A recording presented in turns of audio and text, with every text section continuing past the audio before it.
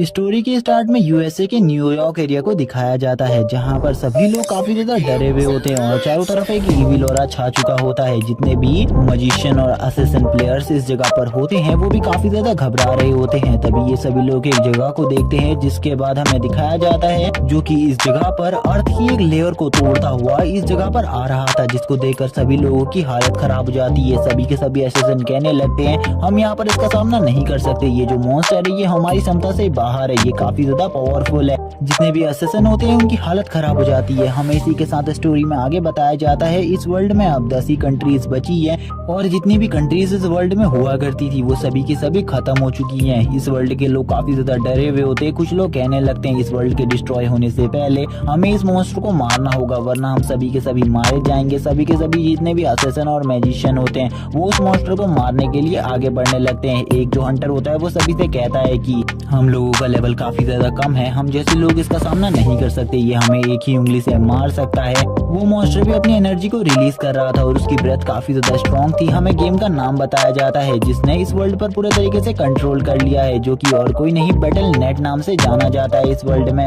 हमें इस वर्ल्ड का ये टाइम भी बताया जाता है जो कि 2023 चल रहा है। 2020 तक इस गेम को सभी लोग खेला करते थे, लेकिन उसके बाद इस वर्ल्ड पर इस गेम का कंट्रोल हो गया। इस गेम ने धीरे धीरे कर वर्ल्ड में सभी जगहों पर कंट्रोल करना स्टार्ट कर दिया और सभी की सभी कंट्रीज इसी तरीके से डिसअपीयर होने लगी और अब यहाँ पर खाली 10 ही कंट्रीज बची है जो कि अभी भी सरवाइव कर रही है और आज भी यहाँ पर सरवाइव के लिए लड़ाई चल रही है। लेकिन यहाँ पर बिल्कुल भी नहीं बताया जाता कि अब कितनी कंट्रीज बच पाएंगी। इस फाइट के बाद हमें दिखाया जाता है कुछ एरियाज को जो कि यूएसए के होते हैं और इन एरियाज को भी धीरे धीरे कर मॉन्स्टर ने घेरना स्टार्ट कर दिया था। इन एरियाज पर भी मॉन्स्टर अटैक कर रहे थे। जितने भी बड़े हंटर या फिर जितने भी लोग होते हैं वो सभी इन एरियाज को कवर करने की पूरी कोशिश कर रहे थे, लेकिन अब उन जगहों पर काफी ज्यादा पावरफुल मॉन्स्टर आ जाते हैं, जिनमें से एक मॉन्स्टर न्यूयॉर्क पे भी आया हुआ था। अब जितने भी लोग न्यूयॉर्क पर होते हैं ये मॉन्स्टर उन सभी के ऊपर हमला करना स्टार्ट कर देता है। सभी जितने भी लोग होते हैं वो यहाँ पर किसी चमत्कार का ही वेट कर रहे होते हैं कि कोई उन्हें यहाँ पर बचाने के लिए आएगा, जो कि उनका गॉड होगा, जो कि बहुत ज्यादा स्ट्रॉन्ग होगा। तभी हमें यहाँ पर एक बंदे को आता हुआ दिखाया जाता है जो कि इस मॉन्स्टर से फाइट करने के लिए आया हुआ था। ये यहाँ पर अपनी आंखों को यूज करते हुए इस मॉन्स्टर की स्ट्रेंथ को चेक करने लगता है और इसी के बाद ये तुरंत ही उस मॉन्स्टर के ऊपर हमला करने के लिए आगे बढ़ता है। इस बंदे को हमें दिखाया जाता है उस मॉन्स्टर से फाइट करते हुए। वो मॉन्स्टर भी एक एनर्जी चार्ज अटैक तैयार कर लेता है इसे मारने के लिए, जबकि ये बंदा भी अपनी फुल स्ट्रेंथ के साथ उस मॉन्स्टर के ऊपर अटैक कर देता है। इस बंदे का जो एक पंच होता है वो इतना ज्यादा स्ट्रॉन्ग होता है कि जो वो मॉन्स्टर होता है वो तुरंत ही इसके एक ही अटैक में मारा जाता है और ये देखकर सभी लोग काफी ज्यादा खुश हो जाते हैं। वो कहने लगते हैं ये एक पावर है जो कि यहाँ पर एक रियल मार्शल गॉड की है, ये हम बिल्कुल भी नहीं समझ सकते क्योंकि हम काफी ज्यादा वीक हैं, हम इतने स्ट्रॉन्ग बिल्कुल भी नहीं है। हमें एक बंदा यहाँ पर बताता है कि जिस बंदे को उन्होंने अभी यहाँ पर इस वर्ल्ड को बचाते हुए देखा था वो इस वर्ल्ड में टॉप 10 स्ट्रॉन्गेस्ट पर्संस में से एक है और ये बंदा बिल्कुल भी कमजोर नहीं है। हमें बाकी के मार्शल वॉरियर्स को दिखाया जाता है जो कि ऊपर से इस नजारे को देख रहे होते हैं, लेकिन वो इस बंदे की बिल्कुल भी मदद नहीं करते और इस बंदे का जो एक आर्म होता है वो पूरे तरीके से डिसअपीयर हो चुका था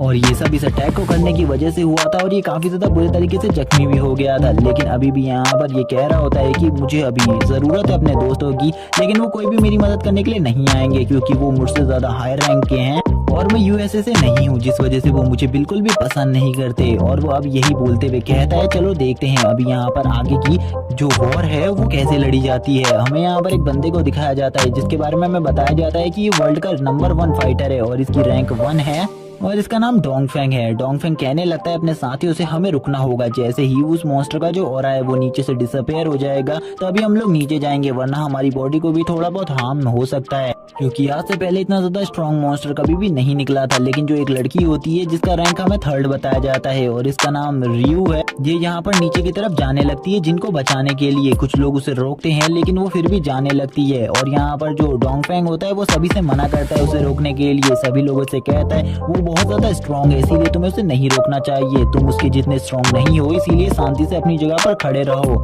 उसे कुछ भी नहीं होगा, वो काफी ज्यादा स्ट्रॉन्ग है। और वो उसकी पावर को समझ सकते थे क्योंकि वो नंबर 1 फाइटर थे और वो नंबर 3rd पर आती थी। वो भी कहने लगते हैं मुझे भी यहाँ पर जल्दी से जाकर नीचे जाकर देखना होगा कि नीचे की स्थिति किस तरीके की चल रही है। हमें नीचे का सीन दिखाया जाता है जहाँ पर जितने भी लोग होते हैं वो यहाँ पर इस मॉन्स्टर के ऑरा की वजह से काफी ज्यादा सप्रेशन में होते हैं, काफी सारे लोग बेहोश हो रहे होते हैं इसके ऑरा की वजह से। ये लोग काफी ज्यादा बुरी हालत में होते हैं लेकिन कोई भी इनकी मदद नहीं कर रहा होता। इस टाइम पर सभी लोग तमाशा देख रहे होते हैं और जितने भी लोग लोग हाई स्किल और हाई पावर के साथ ऊपर खड़े हुए होते हैं वो नीचे के लोगों को मरता हुआ देख रहे होते हैं, उनके तमाशे को देख रहे थे। जो कि यहाँ पर जियान होता है वो नीचे ही होता है और उसका एक बाजू कट चुका था, जबकि जो रियू होती है वो उससे कहने लगती है आखिरकार तुम्हारा एक बाजू कैसे कट गया। और जो रियू होती है वो जियान को काफी ज्यादा पसंद करती है, जिस वजह से वो जियान को देखकर काफी ज्यादा घबरा जाती है और वो तुरंत ही अपनी हीलिंग एबिलिटी को यूज करते हुए उसकी बॉडी को हील करने लगती है। जबकि यहाँ पर जियान उससे कहने लगता है इसका कोई भी असर नहीं होने वाला, जो ये मेरा हाथ है इसे तुम रिकवर नहीं कर सकती, इसे रिकवर मुझे खुद ही करना होगा। रियू उससे कहती है तुम्हें यहाँ पर इस मॉन्स्टर से फाइट नहीं लेनी चाहिए थी, ये काफी ज्यादा स्ट्रॉन्ग था। रियू अब उससे बात करने लगती है और इन दोनों की दोस्ती के बारे में हमें बताया जाता है ये दोनों काफी ज्यादा अच्छे दोस्त हैं, इसीलिए ये दोनों आपस में बातें करते हैं। लेकिन बाकी जितने भी लोग इस गिल्ड में हैं यानी कि इस स्ट्रॉन्गेस्ट लिस्ट में है वो लोग यहाँ पर जियान को बिल्कुल भी पसंद नहीं करते। अब जैसे ही यहाँ पर इन लोगों को पता चलता है कि वो ट्रेजर अब दिखने वाला है जिसको यहाँ पर उस मॉन्स्टर के अंदर से निकाला जाएगा, थोड़ी ही देर में जैसी उसकी बॉडी डिसअपीयर होगी उसके अंदर से एक ट्रेजर निकलेगा जिसको ये लोग हासिल कर सकते हैं। और हमें दिखाया जाता है वो ट्रेजर और किसी के पास नहीं जियान के पास ही में निकलता है और जो वो ट्रेजर होता है वो काफी ज्यादा ग्लो कर रहा होता है। बाकी सभी लोग ऊपर से कहने लगते हैं तुम लोग उस जगह से हट जाओ, क्योंकि जो हमारे इंचार्ज हैं वो यहाँ पर खुद ही इस चीज को चेक करने के लिए आने वाले हैं, यानी कि सर डोंगफेंग से खुद आकर चेक करेंगे। तभी यहाँ पर जो सर डोंगफेंग होते हैं उनके सभी के सभी यहाँ पर लोग आ जाते हैं और वो उस ट्रेजर को चेक करने लगते हैं कि उसमें कोई खतरा तो नहीं। लेकिन सभी को पता होता है कि वो यहाँ कितना ज्यादा बुरा इंसान है, वो यहाँ पर दूसरों के ट्रेजर्स को हमेशा हड़प लिया करता है। लेकिन जो लोग होते हैं उसके बारे में काफी ज्यादा बुरा सोचते थे, लेकिन कोई भी उसके मुंह पर इन सब बातों को नहीं कह सकता था क्योंकि वो बंदा काफी ज्यादा स्ट्रॉन्ग था और इन्हीं के भरोसे ही सभी लोग इस वर्ल्ड में जिंदा थे। अगर वो लोग इसके खिलाफ आवाज उठाते तो उन लोगों की जो जिंदगी थी वो काफी ज्यादा बुरी हो जाती और इन लोगों को काफी ज्यादा प्रताड़ित किया जाता और इनकी रक्षा के लिए कोई भी सामने नहीं आता। जो डोंगफेंग होता है वो कहने लगता है मैंने इस चीज को चेक कर लिया है, अब मैं यहाँ पर इस बॉक्स को पूरे तरीके से डिवाइड करने वाला हूँ हम सभी लोगों में। मैं कुछ लोगों को चुनूंगा जिसको मैं ये चीजें दूंगा, अब मैं उनको आगे बुलाऊंगा और वो यहाँ पर से कोई भी ट्रेजर लेके जा सकते हैं, जिनमें वो सबसे पहला नाम लेता है नंबर 5 और नंबर 6 का। लेकिन वो इसमें जियान का नाम बिल्कुल भी नहीं लेता। ये सुनने के बाद जो नंबर 3 होती है यानी कि मैं रियू की बात कर रहा हूँ वो यहाँ पर गुस्से में आते हुए बोलती है इस मॉन्स्टर को और किसी ने नहीं जियान ने मारा था, तुम्हें उसे इस ट्रेजर का आधा हिस्सा देना चाहिए, लेकिन तुम उसे उसका हिस्सा क्यों नहीं दे रहे हो? तुम लोग इतने ज्यादा बुरे कैसे हो सकते हो? उस मॉन्स्टर को मारने के लिए उसने अपने एक हाथ को तक गवा दिया, लेकिन फिर भी तुम उसे उसका हिस्सा नहीं दे रहे, ये तो गलत बात है, तुम्हें उसका हिस्सा उसे देना चाहिए। लेकिन जितने भी लोग होते हैं वो यहाँ पर उसे समझाते हैं कि ये हमारी कंट्री से बिलोंग नहीं करता और ये ना ही हमारी कंट्री का नागरिक है, इसीलिए हम इसे ये सारी चीजें नहीं दे सकते। ये दूसरी कंट्री का एक कचरा है और इसे कचरा ही समझा जाएगा, चाहिए कितना ही स्ट्रॉन्ग काम कर ले, इसे अगर इस कंट्री में रहना है तो इसे हमारी ही हेल्प करनी होगी। अगर ये हमारी हेल्प नहीं करेगा तो ये भी इस कंट्री में नहीं रह सकता। जबकि जो जियान होता है वो यहाँ पर इन सारी परेशानियों को पहले भी देख चुका था, लेकिन जो डोंगफेंग होता है वो कभी भी जियान को पसंद नहीं करता क्योंकि उसे लगता है एक दिन जो जियान है वो उसकी पोजीशन को हासिल कर लेगा और उसके साथ ही इस वर्ल्ड में उसकी जो तानाशाही है वो पूरे तरीके से खत्म हो जाएगी और उसको फिर कोई भी अच्छे तरीके से ट्रीट नहीं करेगा। जियान यहाँ पर कहने लगता है मुझे पता है यहाँ पर तुम मेरे साथ ऐसा क्यों कर रहे हो, लेकिन मुझे इससे कोई भी फर्क नहीं पड़ता। अगर यहाँ पर मैंने अपनी कंट्री को बचा लिया होता तो मैं अभी इस हालत में नहीं होता। लेकिन रियू जो होती है वो यहाँ पर इनको समझाने लगती है, लेकिन जो जिन होता है यानी कि जियान वो इस जगह से जाते हुए कहता है तुम्हें मेरे लिए लड़ने की जरूरत नहीं है, मैं इस जगह से जा रहा हूँ। और वैसे भी फाइनल फाइट के बाद इस वर्ल्ड का एंड ही होना है क्योंकि कोई भी इस फाइनल फाइट को नहीं जीत सकता, इसीलिए तुम चिंता मत करो। मैं अपनी एक जगह पर जाकर शांति से कुछ समय को बिताना चाहता हूँ क्योंकि मुझे तुम लोगों के बारे में पता है, तुम लोग इतने स्ट्रॉन्ग नहीं हो कि फाइनल फाइट को जीत सको। हमें वापस से उसका सिस्टम दिखाया जाता है जो कि उसे बताता है कि जो यहाँ पर उसकी मार्शल आर्ट है वो काफी ज्यादा स्ट्रॉन्ग हो चुकी है और वो एक एसएस रैंक की स्किल को अनलॉक कर सकता है और उसका यूज भी कर सकता है। वो अपनी स्टोरी बताते हुए कहता है उसके पास एक एसएस रैंक की स्किल पहले से ही है और उसके पास एक स्किल है जिसकी वजह से वो किसी भी स्किल को क्रिएट कर सकता है अपने लिए, जो कि कितनी भी ज्यादा हाई पावर और कितनी भी ज्यादा लो पावर की हो सकती है। लेकिन स्टार्टिंग में जब उसका कंट्री खत्म हो गया था तो वो उस वजह से इस जगह पर आ गया था और इस जगह पर आकर उसे भी ये सारे काम करने पड़े। लेकिन इस जगह के लोगों ने कभी भी उसे अपने देश का एक नागरिक नहीं बनने दिया और आज भी इतने बड़े काम करने के बाद भी उसे ये लोग अपने देश का नागरिक नहीं समझते और वो एक कार के ऊपर बैठकर इसी सब चीजों के बारे में सोच रहा होता है क्योंकि उसके पास एक डिवाइन आर्ट होती है और उसकी बॉडी भी काफी ज्यादा स्पेशल होती है, जिस वजह से वो अपनी पावर से अपने हाथ को वापस से रिकवर करने की कोशिश करने लगता है। लेकिन उसकी सारी कोशिशें फेल हो रही थी। उसे भी इन सब चीजों के बारे में पता था क्योंकि वो मॉन्स्टर कोई नॉर्मल मॉन्स्टर नहीं था। वो एक डिवाइन मॉन्स्टर था जिसका सामना करना जियान के लिए भी काफी ज्यादा ऑनर की बात थी। जियान भी उसका सामना इतना आसानी से नहीं कर सकता था, इसीलिए जियान अब वापस से अपने घाव को रिकवर करने की कोशिश नहीं करता और अपने घाव को वैसे ही उसी हालत में छोड़ देता है। तभी यहाँ पर जो जियान का सिस्टम होता है उसमें एक नोटिफिकेशन आती है एक मिशन के बारे में। जियान जैसे ही उस नोटिफिकेशन को पढ़ता है वो कहता है मैंने बिल्कुल भी नहीं सोचा था अब यहाँ पर इस वर्ल्ड के हाफ ही प्लेयर जिंदा रहेंगे। हमें पता चलता है इस मिशन को सक्सेसफुली खाली कुछ ही देशों ने कंप्लीट किया है, जिनमें यूएसए और चाइना है। बाकी सभी के सभी देश अब इस वर्ल्ड से डिस्ट्रॉय होने वाले हैं। यह कि वो लोग इस टास्क को कंप्लीट करने में फेल हो गए थे, इसीलिए उनकी पूरी पब्लिक और उन पूरी कंट्रीज को तबाह कर दिया जाएगा। जिसको सुनने के बाद सभी लोग कहने लगते हैं हमने ऐसा बिल्कुल भी नहीं सोचा था ऐसा होगा हम लोगों के साथ। अब यहाँ पर एक रेड सिग्नल आते हुए एक सिस्टम यहाँ पर सभी को बताने लगता है अब इस वर्ल्ड में एक सिस्टम अपेयर होता है और वो बताने लगता है कि 4212 ह्यूमंस को मार दिया जाएगा डीमंस के थ्रू, क्योंकि इन कंट्रीज में भी ज्यादा ह्यूमंस नहीं बचे थे, इसीलिए ये आंकड़ा इतना कम हो गया था। अब यहाँ पर जितने भी बचे हुए ह्यूमंस होते हैं और जो कि अपनी कंट्रीज के सबसे ज्यादा पावरफुल शख्स हैं, उन लोगों को फाइट करनी होगी इस वर्ल्ड में डीमंस के खिलाफ। और ये लास्ट फाइट होने वाली है डीमंस के खिलाफ, क्योंकि इसके बाद इस गेम की जो लेवल और रैंक है वो काफी ज्यादा आगे बढ़ जाएगी। जब यहाँ से ये लोग जा रहे होते हैं रियो इन सभी को समझाती है कि हमें जियान को भी इस जगह पर लाना चाहिए फाइट करने के लिए,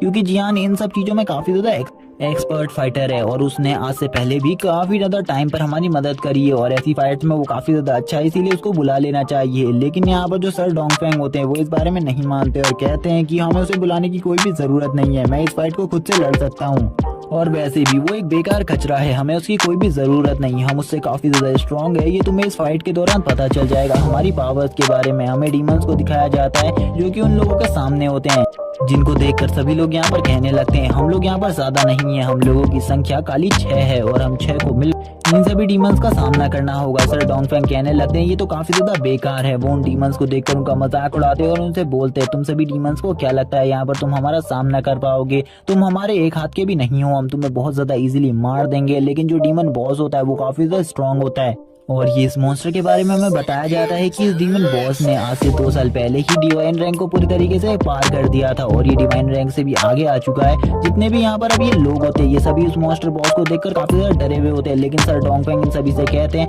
हम यहाँ पर फाइट को कर सकते हैं, जबकि रियो अभी भी जियान के बारे में ही कह रही होती है हमें उसे बुला लेना चाहिए। लेकिन सर डोंगफेंग जो होते हैं वो कहने लगते हैं जियान की हमें बिल्कुल भी जरूरत नहीं है, हम इस काम को खुद ही से कर लेंगे और मैं इस काम को करने के लिए सबसे पहला कदम आगे बढ़ाऊंगा। सर डोंगफेंग जो होते हैं वो अपनी पावर को रिलीज करते हैं, वो भी इस टाइम पर डिवाइन रैंक पर होते हैं, इसीलिए वो अपनी फुल पोटेंशियल को रिलीज करते हुए काफी ज्यादा एनर्जी के ब्लो को क्रिएट कर लेते हैं और कहते हैं चलो ठीक है अब मैं तुम्हें दिखाता हूँ उस जियान से भी ज्यादा स्ट्रॉन्ग होना और स्ट्रॉन्ग बनना किसे कहते हैं। और जियान तो मेरे सामने कुछ भी नहीं है। और इसी के बाद वो डीमन बॉस के ऊपर अटैक करने के लिए आगे बढ़ते हैं और वो डीमन बॉस से कहते हैं तुम्हें आज मैं बिल्कुल भी नहीं छोड़ूंगा, तुम मेरे सामने एक कुत्ते से ज्यादा बिल्कुल भी कुछ नहीं हो। और वो अब उससे फाइट करने जा रहे होते हैं, जबकि जो डीमन बॉस होता है वो भी यहाँ पर आगे बढ़ता है और अपने एक ही नॉर्मल से अटैक में यहाँ पर उनको मार डालता है, जिसको देखकर सभी लोगों की हालत खराब हो जाती है। वो लोग ऊपर देखकर कहते हैं आखिरकार ये क्या हो गया। जितने भी लोग इस सब चीजों को लाइव देख रहे होते उन्हें भी इस बारे में पता चल जाता है। जो जियान होता है वो भी अपनी कार से नीचे बैठ जाता है और उसका सिस्टम उसे दिखाता है ह्यूमैनिटी की एक होप मारी जा चुकी है। ह्यूमैनिटी के लिए जो एक प्लेयर लड़ रहा था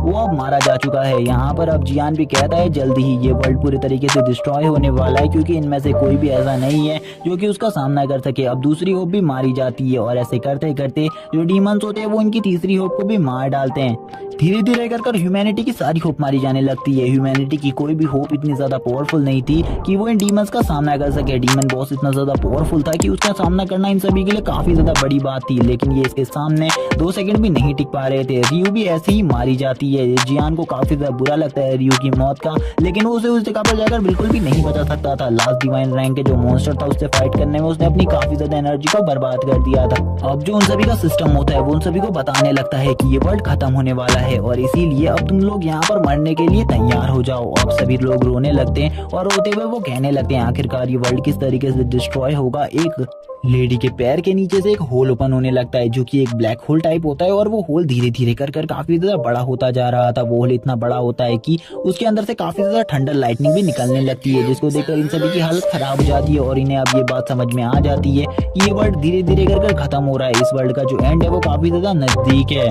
और इस वर्ल्ड के एंड को ये सभी लोग अपनी आंखों से देखने वाले हैं। जो जियान होता है वो भी यही सब देख रहा होता है और उसे पता चलता है ये वर्ल्ड अब पूरी तरीके से एंड होने वाला है। जो अर्थ होती है उसको यहाँ पर एक ब्लैक होल ने कैप्चर कर लिया होता है और वो ब्लैक होल धीरे धीरे कर कर जो अर्थ होती है उसे अपने अंदर ही समा रहा होता है। जियान कहने लगता है मैं चाहूँ भी तो इस बार कुछ नहीं कर सकता, अगर मैं कुछ कर सकता तो मैं जरूर करता इस ह्यूमैनिटी को बचाने के लिए।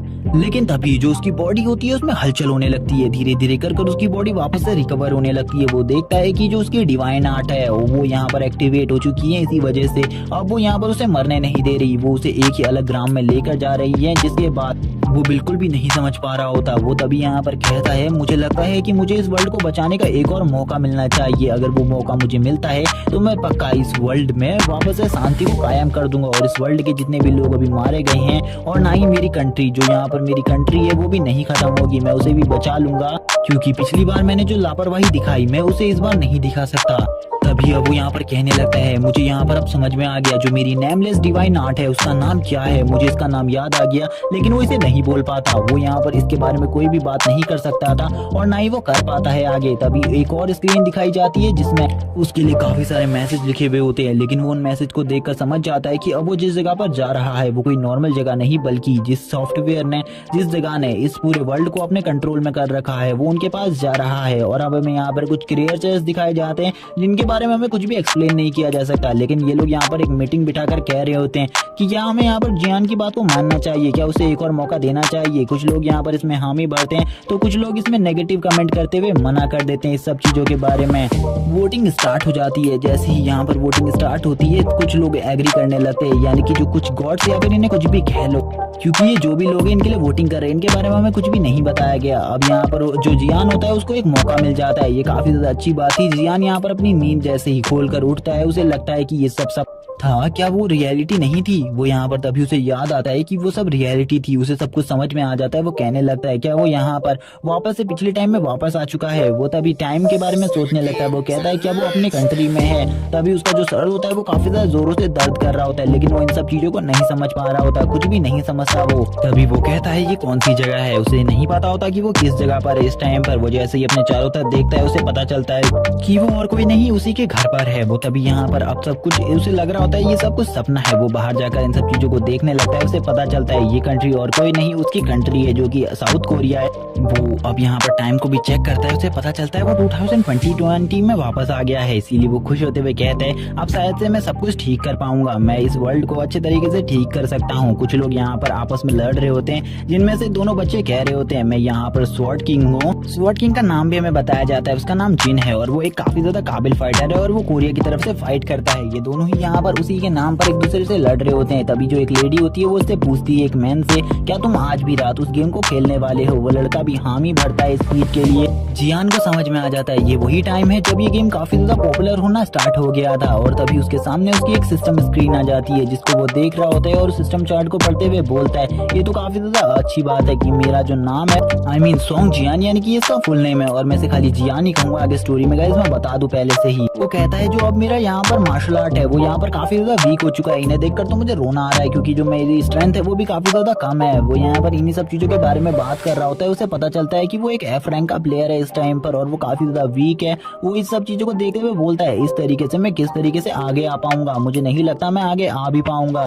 तभी वो एक जगह पर एक फोटो को देखता है जिसे देखकर वो काफी ज्यादा इमोशनल होते हुए अपने कोरिया के डिस्ट्रक्शन की स्टोरी सुनाता है और वो बताता है जो उसकी पिछली लाइफ थी उसमें वो कोरिया को डिस्ट्रॉय होते हुए उसने अपनी आंखों के सामने देखा था। वो बताता है पहले जो ये गेम था इसके लिए सभी लोग काफी ज्यादा क्रेजी थे और सभी लोग इस गेम को खेला करते थे। ऑन वर्ल्ड टूर्नामेंट भी हुआ करते थे और इसमें रैंक देखी जाती थी जिसमें जो कोरिया की रैंक थी वो हमेशा से 3rd रैंक हुआ करती थी। कोरिया का जो एक महान फाइटर था जिसको सभी काफी ज्यादा पसंद करते थे, जिसको स्वॉर्ड किंग के नाम से जाना जाता था, उसका नाम जिन था, उसे काफी ज्यादा पसंद किया जाता था। वो 2 तरीके की स्वॉर्ड को यूज करता था जिसमें से एक आइसी स्वॉर्ड और एक फ्लेमी स्वॉर्ड थी जो कि उसका सबसे ज्यादा पसंदीदा वेपन थी। इन्हीं दोनों वेपन से वो फाइट करता था और कोरिया के लिए नाम कमाता था। वो कोरिया के लिए ही फाइट करता था, हर तरीके की फाइट को वो कोरिया के लिए करता था। वो हमेशा कोरिया को 3rd रैंक पर पहुंचा देता था और बाकी जो 2 रैंक थी उनके बारे में हमें कुछ भी नहीं बताते।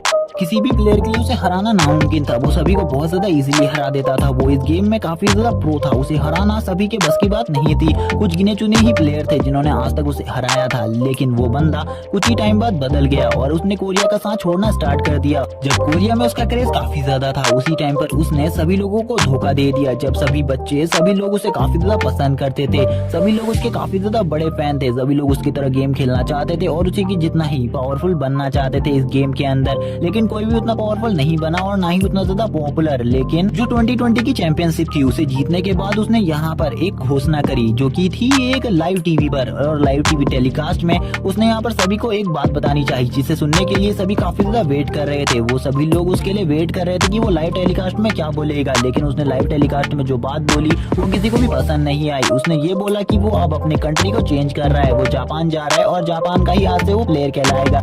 वो आज के बाद जापान से ही प्ले करेगा सारे गेम्स को और इस गेम को भी वो जापान की तरफ से ही खेलेगा। वो कभी भी अब कोरिया की तरफ से नहीं खेलेगा। वो जब ये कहते हुए वो काफी ज्यादा खुश था, लेकिन उसके जितने भी फैंस थे और कोरिया के सभी लोग काफी ज्यादा दुखी थे क्योंकि अब उनकी कंट्री से कोई भी खेलने वाला प्लेयर नहीं था उसके अलावा। और ये जो न्यूज थी वो भी आग की तरह पूरे वर्ल्ड में फैल गई कि ये जो स्वॉर्ड किंग है वो अब जापान की तरफ से खेलेगा, ना कि कोरिया की तरफ से। और ऐसा होते ही जियान कहने लगता है कोरिया का रैंक काफी ज्यादा गिर जाता है और ऐसे ही अब कोरिया काफी ज्यादा पीछे होने लगता है सभी कंट्री से, क्योंकि कोरिया के पास कोई भी वॉरियर नहीं था फाइट के लिए। सभी लोग यहाँ पर इसी टॉपिक के ऊपर बात कर रहे थे। जितने भी न्यूज रिपोर्टर होते हैं वो सभी इसी खबर को बता रहे होते हैं। यहाँ पर लोग जितने भी होते हैं कोरिया के, वो सभी लोग सोच रहे होते हैं अब यहाँ पर उनका रैंक क्या रह जाएगा। न्यूज रिपोर्टर इसके बारे में भी बात करते हुए सभी को बताते हैं जो उन कोरिया का रैंक है वो ज्यादा नहीं घटेगा, वो यहाँ पर 20 रैंक पर फिर भी रहेगा।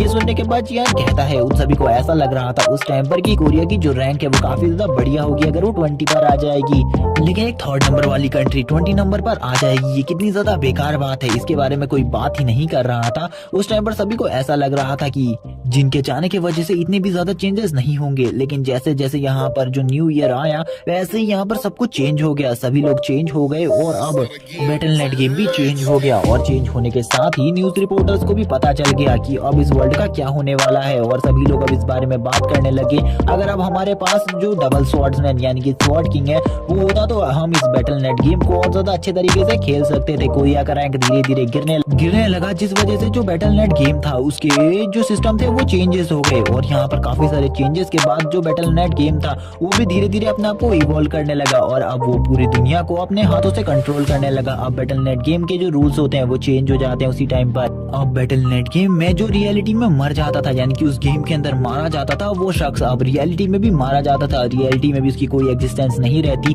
सभी लोगों को इस बारे में नोटिफिकेशन दे दी गई थी और फिर भी ये सभी लोग उस गेम को खेल रहे थे और धीरे धीरे उस गेम का जो जंजाल था वो सभी लोगों तक पहुंच गया। और अब ये होने लगा जो भी कंट्रीज रैंक कॉम्पिटिशन में पीछे रहती उन कंट्रीज में एक अननोन पोर्टल ओपन होता था जो कि काफी सारा डिमोनिक ऑरा वाला पोर्टल था। उसके अंदर काफी सारे डीमंस होते हैं जो कि उसके अंदर से बाहर निकलकर उस कंट्री को पूरे तरीके से डिस्ट्रॉय करना स्टार्ट कर देते। धीरे धीरे ऐसे कर ही काफी सारी कंट्री डिस्ट्रॉय होने लगी। जब यहाँ पर कोरिया का नंबर आया सभी लोग ऐसा सोच रहे थे अगर उनके पास स्वॉर्ड किंग होता तो शायद से कोरिया इस तरीके से डिस्ट्रॉय नहीं होता। कोरिया के भी बहुत ज्यादा बुरे दिन चले और कोरिया को भी डिस्ट्रॉय कर दिया गया। डीमंस को रोकने के लिए जितनी भी आर्म फोर्सेस थी उन्होंने अपनी पूरी कोशिश करी, लेकिन कोरिया को कोई भी ना बचा सका। मैं और मेरे कुछ साथी इस जगह से भागने में कामयाब रह गए और वो अपने आप को भागने वाला भी कह रहा होता है, लेकिन वो ये भी बताता है कि उन डीमंस का सामना वो बिल्कुल भी नहीं कर सकता था। वो अपनी नॉर्मल ह्यूमन पावर से तो उसका सामना नहीं कर सकता था क्योंकि वो उस टाइम पर इस गेम को बिल्कुल भी नहीं खेला करता था। वो उस टाइम पर कुछ और ही काम किया करता था। वो काफी ज्यादा वीक था। वो एक F रैंक का हंटर था, जैसे कि अभी वो F रैंक पर है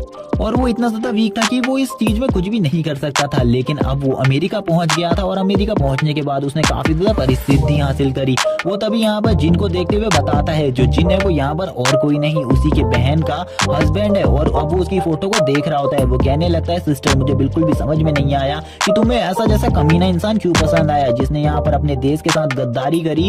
और इस टाइम पर उसकी बहन की भी डेथ हो चुकी थी। वो अपने जीजा जी की फोटो पर एक जोरदार पंच मारता है और ये पंच इतना ज्यादा स्ट्रांग होता है कि जो ग्लास होता है ग्लास मिरर भी पूरे तरीके से टूट जाता है और वो गुस्से में बोलता है तुम कमीने, मैं तुम्हें तो बिल्कुल भी नहीं छोड़ूंगा। तुमने अपने देश के साथ गद्दारी कर बिल्कुल भी अच्छा नहीं किया, लेकिन अब मुझे पता है मुझे क्या करना है। मैं इस जगह को यानी कि अपनी कंट्री को खुद बचाऊंगा और खुद की हिम्मत पर अपनी कंट्री को वापस से स्टैंड करूंगा और रिप्रेजेंट करूंगा अपनी कंट्री के मार्शल हॉल को। हमें मार्शल हॉल दिखाया जाता है। इसी के बाद जियान का सीन वापस से दिखाते हैं। जियान जो होता है वो वो यहाँ पर कह रहा होता है जिस टाइम पर मेरी कंट्री तबाह हो रही थी उस टाइम पर मैं वाइन पीकर किसी जगह पर पड़ा हुआ था और काफी ज्यादा कार्ड्स खेल रहा था, जिस वजह से ये सब हुआ। तभी वो वापस से अपनी रैंक को देखता है, उसे पता चलता है कि वो लेवल 2 पर है, लेकिन अभी भी जो उसकी स्ट्रेंथ और उसकी स्टेमिना बाकी सब चीजें हैं वो काफी ज्यादा कम है। वो उन सब चीजों को देखकर बोलता है इन सब चीजों के साथ तो मैं बिल्कुल भी अपनी कंट्री को स्टैंड नहीं कर सकता, मुझे और ज्यादा पावर की जरूरत है, इसीलिए मुझे धीरे धीरे कर अपने लेवल को बढ़ाना होगा, मुझे अपनी और ज्यादा पावर्स को गैदर करना होगा, जिसके बाद ही मैं अपनी कंट्री को स्टैंड कर पाऊंगा। लेकिन अब जो उसका सिस्टम था उसमें काफी सारे न्यू फीचर्स भी आ चुके थे, जिसको उसने आज से पहले कभी भी इस सिस्टम में नहीं देखा था। आज से पहले पिछली प्रीवियस लाइफ में भी उसने इस सिस्टम को नहीं देखा था और ना ही उसके इस गाइडलाइंस को पढ़ा था। इस टाइम पर बस वो सिस्टम उसे यही बता रहा था कि उसका रैंक क्या है और अदर प्लेयर से वो कितना ज्यादा वीक है। वो उसे बता रहा था कि यहाँ पर अगर उसे प्रमोट होना है नेक्स्ट लेवल पर या फिर कोई अचीवमेंट हासिल करनी है तो उसे अपनी पावर को और ज्यादा बढ़ाना होगा और काफी ज्यादा टाइम तक गेम खेलना होगा, जिसके बाद उसे एक्सपीरियंस हासिल होगा और इसी एक्सपीरियंस से उसका लेवल भी बढ़ेगा और उसकी पावर्स भी और ज्यादा बढ़ जाएंगी। और इस टाइम पर जो जियान होता है उसके पास कोई भी स्किल नहीं होती और इसके बाद जो उसकी प्रीवियस लाइफ की स्किल थी वो भी अभी इसके पास नहीं थी। वो कहने लगता है प्रीवियस लाइफ में वो काफी ज्यादा बेकार था, इसीलिए मुझे इस बार टाइम को वेस्ट नहीं करना है प्रीवियस लाइफ की तरह, इस बार मुझे गेम खेलना है और गेम में काफी ज्यादा आगे तक जाना है, क्योंकि मुझे लगता है जो नेक्स्ट ईयर है वो आते ही यहाँ पर ये वर्ल्ड पूरे तरीके से वापस से चेंज हो जाएगा और इस बार जो चेंजेस होंगे उसे मुझे रोकना है, यानी कि मुझे चेंजेस नहीं रोकने, मुझे अपनी कंट्री को बचाना है इन सब चीजों में, मैं अपनी कंट्री को प्रोटेक्ट करूंगा। वो अपने टेबल में काफी सारी ड्रिंक्स को देख रहा होता है, वो बोलता है शायद से मैंने कल रात इन सब चीजों को पिया होगा। वो वापस अपने सिस्टम को चेक करता है जिसमें एक नोटिफिकेशन आती है कि जो उसका सिस्टम है उसमें कोई चीज रिबूट हो रही है और उसको काफी सारे न्यू रिवॉर्ड्स भी मिल रहे हैं, जिसमें से एक चीज है गिफ्ट शॉप और ये गिफ्ट शॉप में काफी सारी चीजें हो सकती हैं उसके काम की। और वो उन सब चीजों को देखकर बोलता है आज से पहले तो मैंने कभी भी इस गिफ्ट शॉप के बारे में नहीं सुना था, प्रीवियस लाइफ में भी मेरे पास ये सिस्टम था लेकिन उसमें ये चीज नहीं थी। इसी के बाद उसकी नजर पड़ती है एक बोतल के ऊपर जिसमें एक गोल्डन कलर का पानी होता है, जिसको वो समझ जाता है कल रात उसने वाइन की जगह पर इस ड्रिंक को पी लिया था, जिस वजह से उसका लेवल बढ़ गया है। अब उसे यहाँ पर सब कुछ समझ में आने लगता है अपनी स्टोरी कि उसका लेवल कल रात कैसे बढ़ा था। अब वो यहाँ पर सोच रहा होता है उसे इस ड्रिंक को पूरे तरीके से कंप्लीट कर लेना चाहिए, क्योंकि ये ड्रिंक किसी भी बंदे के लेवल को बढ़ा देती है और कभी कभी तो ये उसके पॉइंट्स को भी बढ़ाने लगती है। और वो तुरंत ही उसको पी लेता है, उसे पता चलता है उसके पास इस टाइम पर 1 लाख पॉइंट पहले से ही हैं और जो कि उसके पास पहले से हैं। ये देखकर वो फिर से शॉक होता है और कहता है मैंने आज से पहले कभी भी नहीं देखा किसी बंदे को रिजर्व होते ही 1 लाख पॉइंट मिल जाते हो, लेकिन ये मेरी खुशकिस्मती है और मुझे लगता है मैं इस पॉइंट से काफी सारी चीजें कर सकता हूँ। और अब वो वापस से कहता है चलो मुझे अपने सिस्टम को वापस से चेक करना चाहिए, क्योंकि इसमें काफी सारी नई चीजें हो सकती है और इन नई चीजों को फाइंड कर मुझे इस गेम के बारे में कुछ जानने को भी मिलेगा। और वो वापस से अब सिस्टम को अच्छे तरीके से चेक कर रहा होता है खाते हुए और वो कहने लगता है ये सिस्टम तो काफी ज्यादा अमेजिंग है, मैं यहाँ पर रियल वर्ल्ड वर्चुअल वर्ल्ड में गेम खेलने कब जाऊंगा मुझे इसका नहीं पता, लेकिन जो ये मेरे सामने चीज है ये काफी ज्यादा अमेजिंग है, क्योंकि यहाँ पर जो ये शॉप है इसमें कुछ खास नहीं लेकिन इसे अपग्रेड करना है। तभी उसके सामने एक और पॉपअप स्क्रीन आती है कि उसके पास एक गोल्डन कलर का कार्ड पड़ा हुआ है और इस गोल्डन कार्ड के बारे में भी कुछ बताया जाता है कि ये गोल्डन कार्ड किसी भी बंदे को इजीली नहीं मिलता, ये एक एक्सचेंजिंग कार्ड है और इसका वो यूज कर अपनी प्रोग्रेस में मदद ले सकता है। वो इस कार्ड का यूज करने के लिए तैयार था, क्योंकि उसे पिछली लाइफ में ऐसा कोई भी कार्ड नहीं मिला था, लेकिन इस लाइफ में उसके पास ये ऑप्शन था कि वो इस कार्ड को यहाँ पर वापस एक्सचेंज कर सकता है। तो वो इसके लिए तैयार हो जाता है और तुरंत ही इसे एक्सचेंज कर देता है और एक्सचेंज पर क्लिक करते ही वो सोच रहा होता है आखिरकार मुझे एक्सचेंज के बाद क्या चीज मिलेगी। वो इंतजार कर रहा होता है किसी एक्सचेंज का और यहाँ पर तभी उसके सामने गोल्डन कलर की स्क्रीन आती है जो कि उसकी शॉप होती है। बताया जाता है ये उसकी शॉप का लेवल 1 है जिसमें काफी सारी न्यू चीजें ऐड कर दी गई है। वो कहता है क्या सही में यहाँ पर ये बेकार सी चीज मिली है मुझे, मैंने बिल्कुल भी नहीं सोचा था मुझे एक ऐसी चीज मिलेगी। इस शॉप को मैंने पहले भी चेक किया था, इसमें कोई भी इंटरेस्टिंग थिंग नहीं थी, लेकिन मुझे वापस से इसे कुछ देखना चाहिए, क्या मैं इसे अपग्रेड कर सकता हूँ। वो यहाँ पर सोचता है क्या उसे इसे अपग्रेड करना चाहिए। वो थोड़ी ही देर में ये सोचने के बाद कहता है चलो ठीक है अपग्रेड कर देते हैं, अगली चीजें हमें क्या मिलती है हम ये देखते हैं। जैसे ही वो यहाँ पर वापस से अपग्रेड करता है उसे पता चलता है जो लेवल 2 है उसे उस पर एक और बेकार चीज मिली है जो कि इस टाइम पर उसके किसी काम की नहीं होती। वो कहता है चलो ठीक है मुझे इस सिस्टम को शायद से लेवल 3 का कर चेक करना चाहिए, लेकिन वो लेवल 3 का करने से पहले वापस से सोचता है कि उसे ये स्विच सिस्टम है वो यहाँ पर अभी कोई भी काम नहीं आ रहा, इसीलिए उसे इसमें कोई भी अपग्रेड नहीं करने चाहिए। वो कहता है पहले भी मैं यहाँ पर काफी ज्यादा गैम्बलिंग करता था, मुझे लगता है मुझे गैम्बलिंग की तरह यहाँ पर एक रिस्क तो लेना ही चाहिए। वो वापस से इस चीज को कर देता है और जैसे ही वो यहाँ पर लेवल 3 करता है उसे पता चलता है जो उसका अचीवमेंट है, यानी कि इस गेम में अचीवमेंट सिस्टम भी था जिसमें उसकी एक अचीवमेंट पूरी हो गई थी जिससे उसे 1000 पॉइंट मिलते हैं और वो खुश हो जाता है। अब वो यहाँ पर बताता है कि लेवल 3 के करने के बाद उसके पास खाली 50,000 ही पॉइंट्स बचे हैं और अब यहाँ पर जो लेवल 4 है उसे करने के लिए उसे 40,000 पॉइंट्स की जरूरत है। अगर वो इस लास्ट पॉइंट स्पिन को भी कर देता है तो उसका जो सिस्टम है वो लेवल 4 का हो जाएगा, लेकिन अगर वो लेवल 4 का ना कर बाकी सारी चीजों पर ध्यान देता है, उनको खरीदता है, तो यहाँ पर उसकी पैसे की काफी ज्यादा बचत होगी। लेकिन जब जियान इस बारे में सोच ही रहा था तभी उसे वापस से अपना गैम्बलिंग वाला माइंड लगाने का मन करता है और वो वापस इन्हीं सब चीजों को सोच रहा होता है। वो प्रीवियस लाइफ के बारे में बताते हुए कहता है, प्रीवियस लाइफ में मैं एक बहुत बड़ा गैम्बलर था और मैं यहाँ पर इस बातों पर गैम्बलिंग करता था कि इस बार इस राउंड में कौन सा प्लेयर जीतेगा और कौन सा प्लेयर हारेगा, और इसमें मैंने काफी ज्यादा पैसा कमाया था पिछली लाइफ में और मुझे लगता है मुझे वापस से यहाँ पर अपनी गैम्बलिंग स्टार्ट कर देनी चाहिए। इसी के साथ वो वापस से यहाँ पर लेवल 4 का कर लेता है अपने इस शॉप सिस्टम को। जैसे ही उसे पता चलता है लेवल 4 का हो गया है, उसे पता चलता है कि इस बार जो लेवल 4 है उसमें एक चीज ऐड हुई है जो कि है अगर उसका कोई भी वेपन कोई भी आर्मर टूट जाता है तो वो इस जगह पर लाकर उस चीज को रिकवर कर सकता है, जिसे देखकर वो बोलता है, ओ शिट, मैंने यहाँ पर काफी सारा पैसा बर्बाद कर दिया, मुझे ऐसा बिल्कुल भी नहीं करना चाहिए था। मुझे ऐसा लगता है सही में मैंने काफी ज्यादा बर्बाद डिसीजन लिया है, मुझे अपने डिसीजन को और ज्यादा अच्छा करना होगा। और वो अपने सर पर हाथ लगाते हुए बोलता है, चलो मुझे अब यहाँ पर पॉइंट्स की काफी ज्यादा जरूरत है, इसीलिए मुझे जाना होगा वर्चुअल रियलिटी में गेम खेलने के लिए। अगर मैं गेम खेलने नहीं गया तो मेरे पास बिल्कुल भी पॉइंट्स नहीं होंगे और मैं कुछ भी नहीं कर पाऊंगा।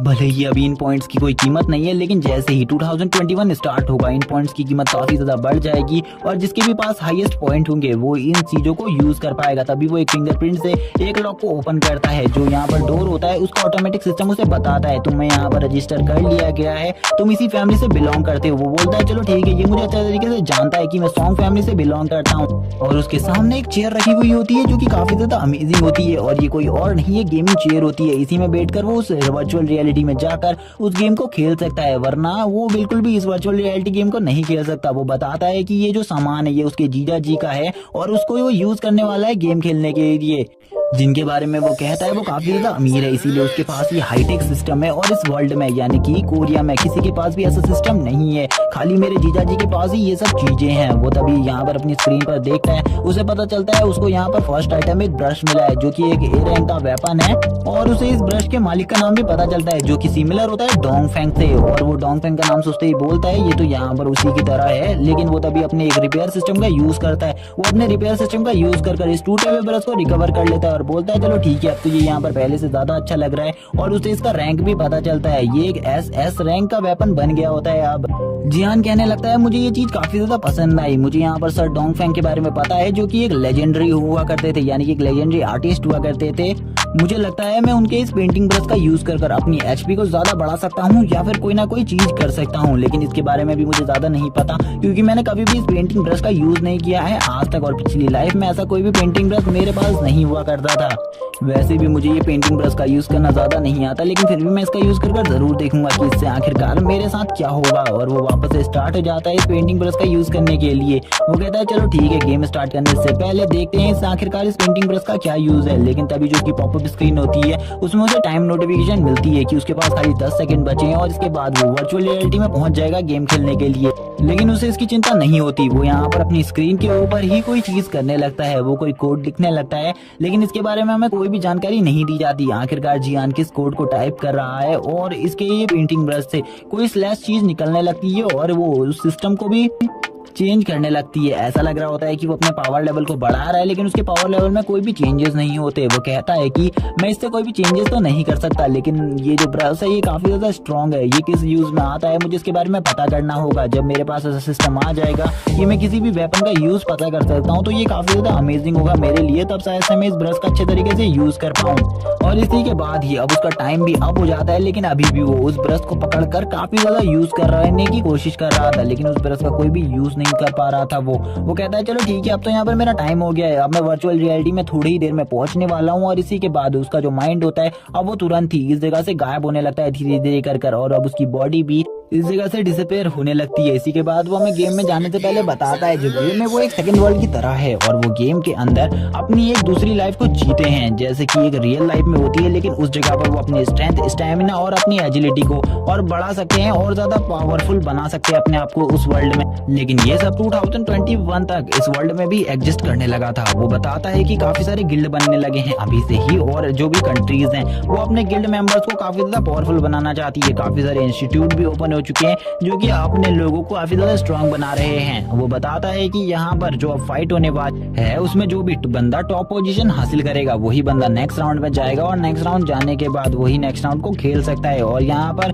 उसे टॉप रैंक हासिल भी करनी पड़ेगी और लास्ट तक सर्वाइव करना पड़ेगा और उसका जो पहला मिशन होता है वो भी यहाँ पर सर्वाइव का ही होता है और वो तुरंत ही नेक्स्ट जगह पर नेक्स्ट लोकेशन पर पहुंच जाता है और इस जगह पर आते हुए बोलता है मैंने बिल्कुल भी नहीं सोचा था जो मेरा फर्स्ट मिशन होगा वो यहाँ पर सर्वाइव करने का होगा। वो कहता है मेरे पास तो अभी तक कोई वेपन भी नहीं है, चलो कुछ टाइम वेट करते हैं। और वो जैसे ही उस वर्चुअल रियलिटी में आता है वो वहाँ पर काफी सारे लोगों को देखता है जिनके पास काफी ज्यादा वेपन्स होते हैं। वो कहने लगता है ये तो काफी सारे लोग हैं, मुझे शायद से इन्हीं से फाइट करनी है, लेकिन जब तक मेरे पास कोई वेपन नहीं आता तब तक मैं यहाँ पर इनसे फाइट नहीं कर सकता। लेकिन अभी यहाँ पर जो गेम का ये राउंड है उसको स्टार्ट होने में कुछ टाइम है और जब तक ये टाइम खत्म नहीं हो जाता तब तक का यहाँ पर कोई भी बंदा फाइट नहीं कर सकता। एक बंदे को मारने पर एक किल पर 1 पॉइंट मिलता है और यहाँ पर जो भी बंदा हाईएस्ट स्कोर हासिल करेगा वही बंदा अगले रैंक में जा सकता है। वो अपने स्कोर्स को चेक करता है वहां पर से। वो कहता है मेरा स्कोर अभी भी काफी ज्यादा कम है, इन्हें काफी ज्यादा होना चाहिए था।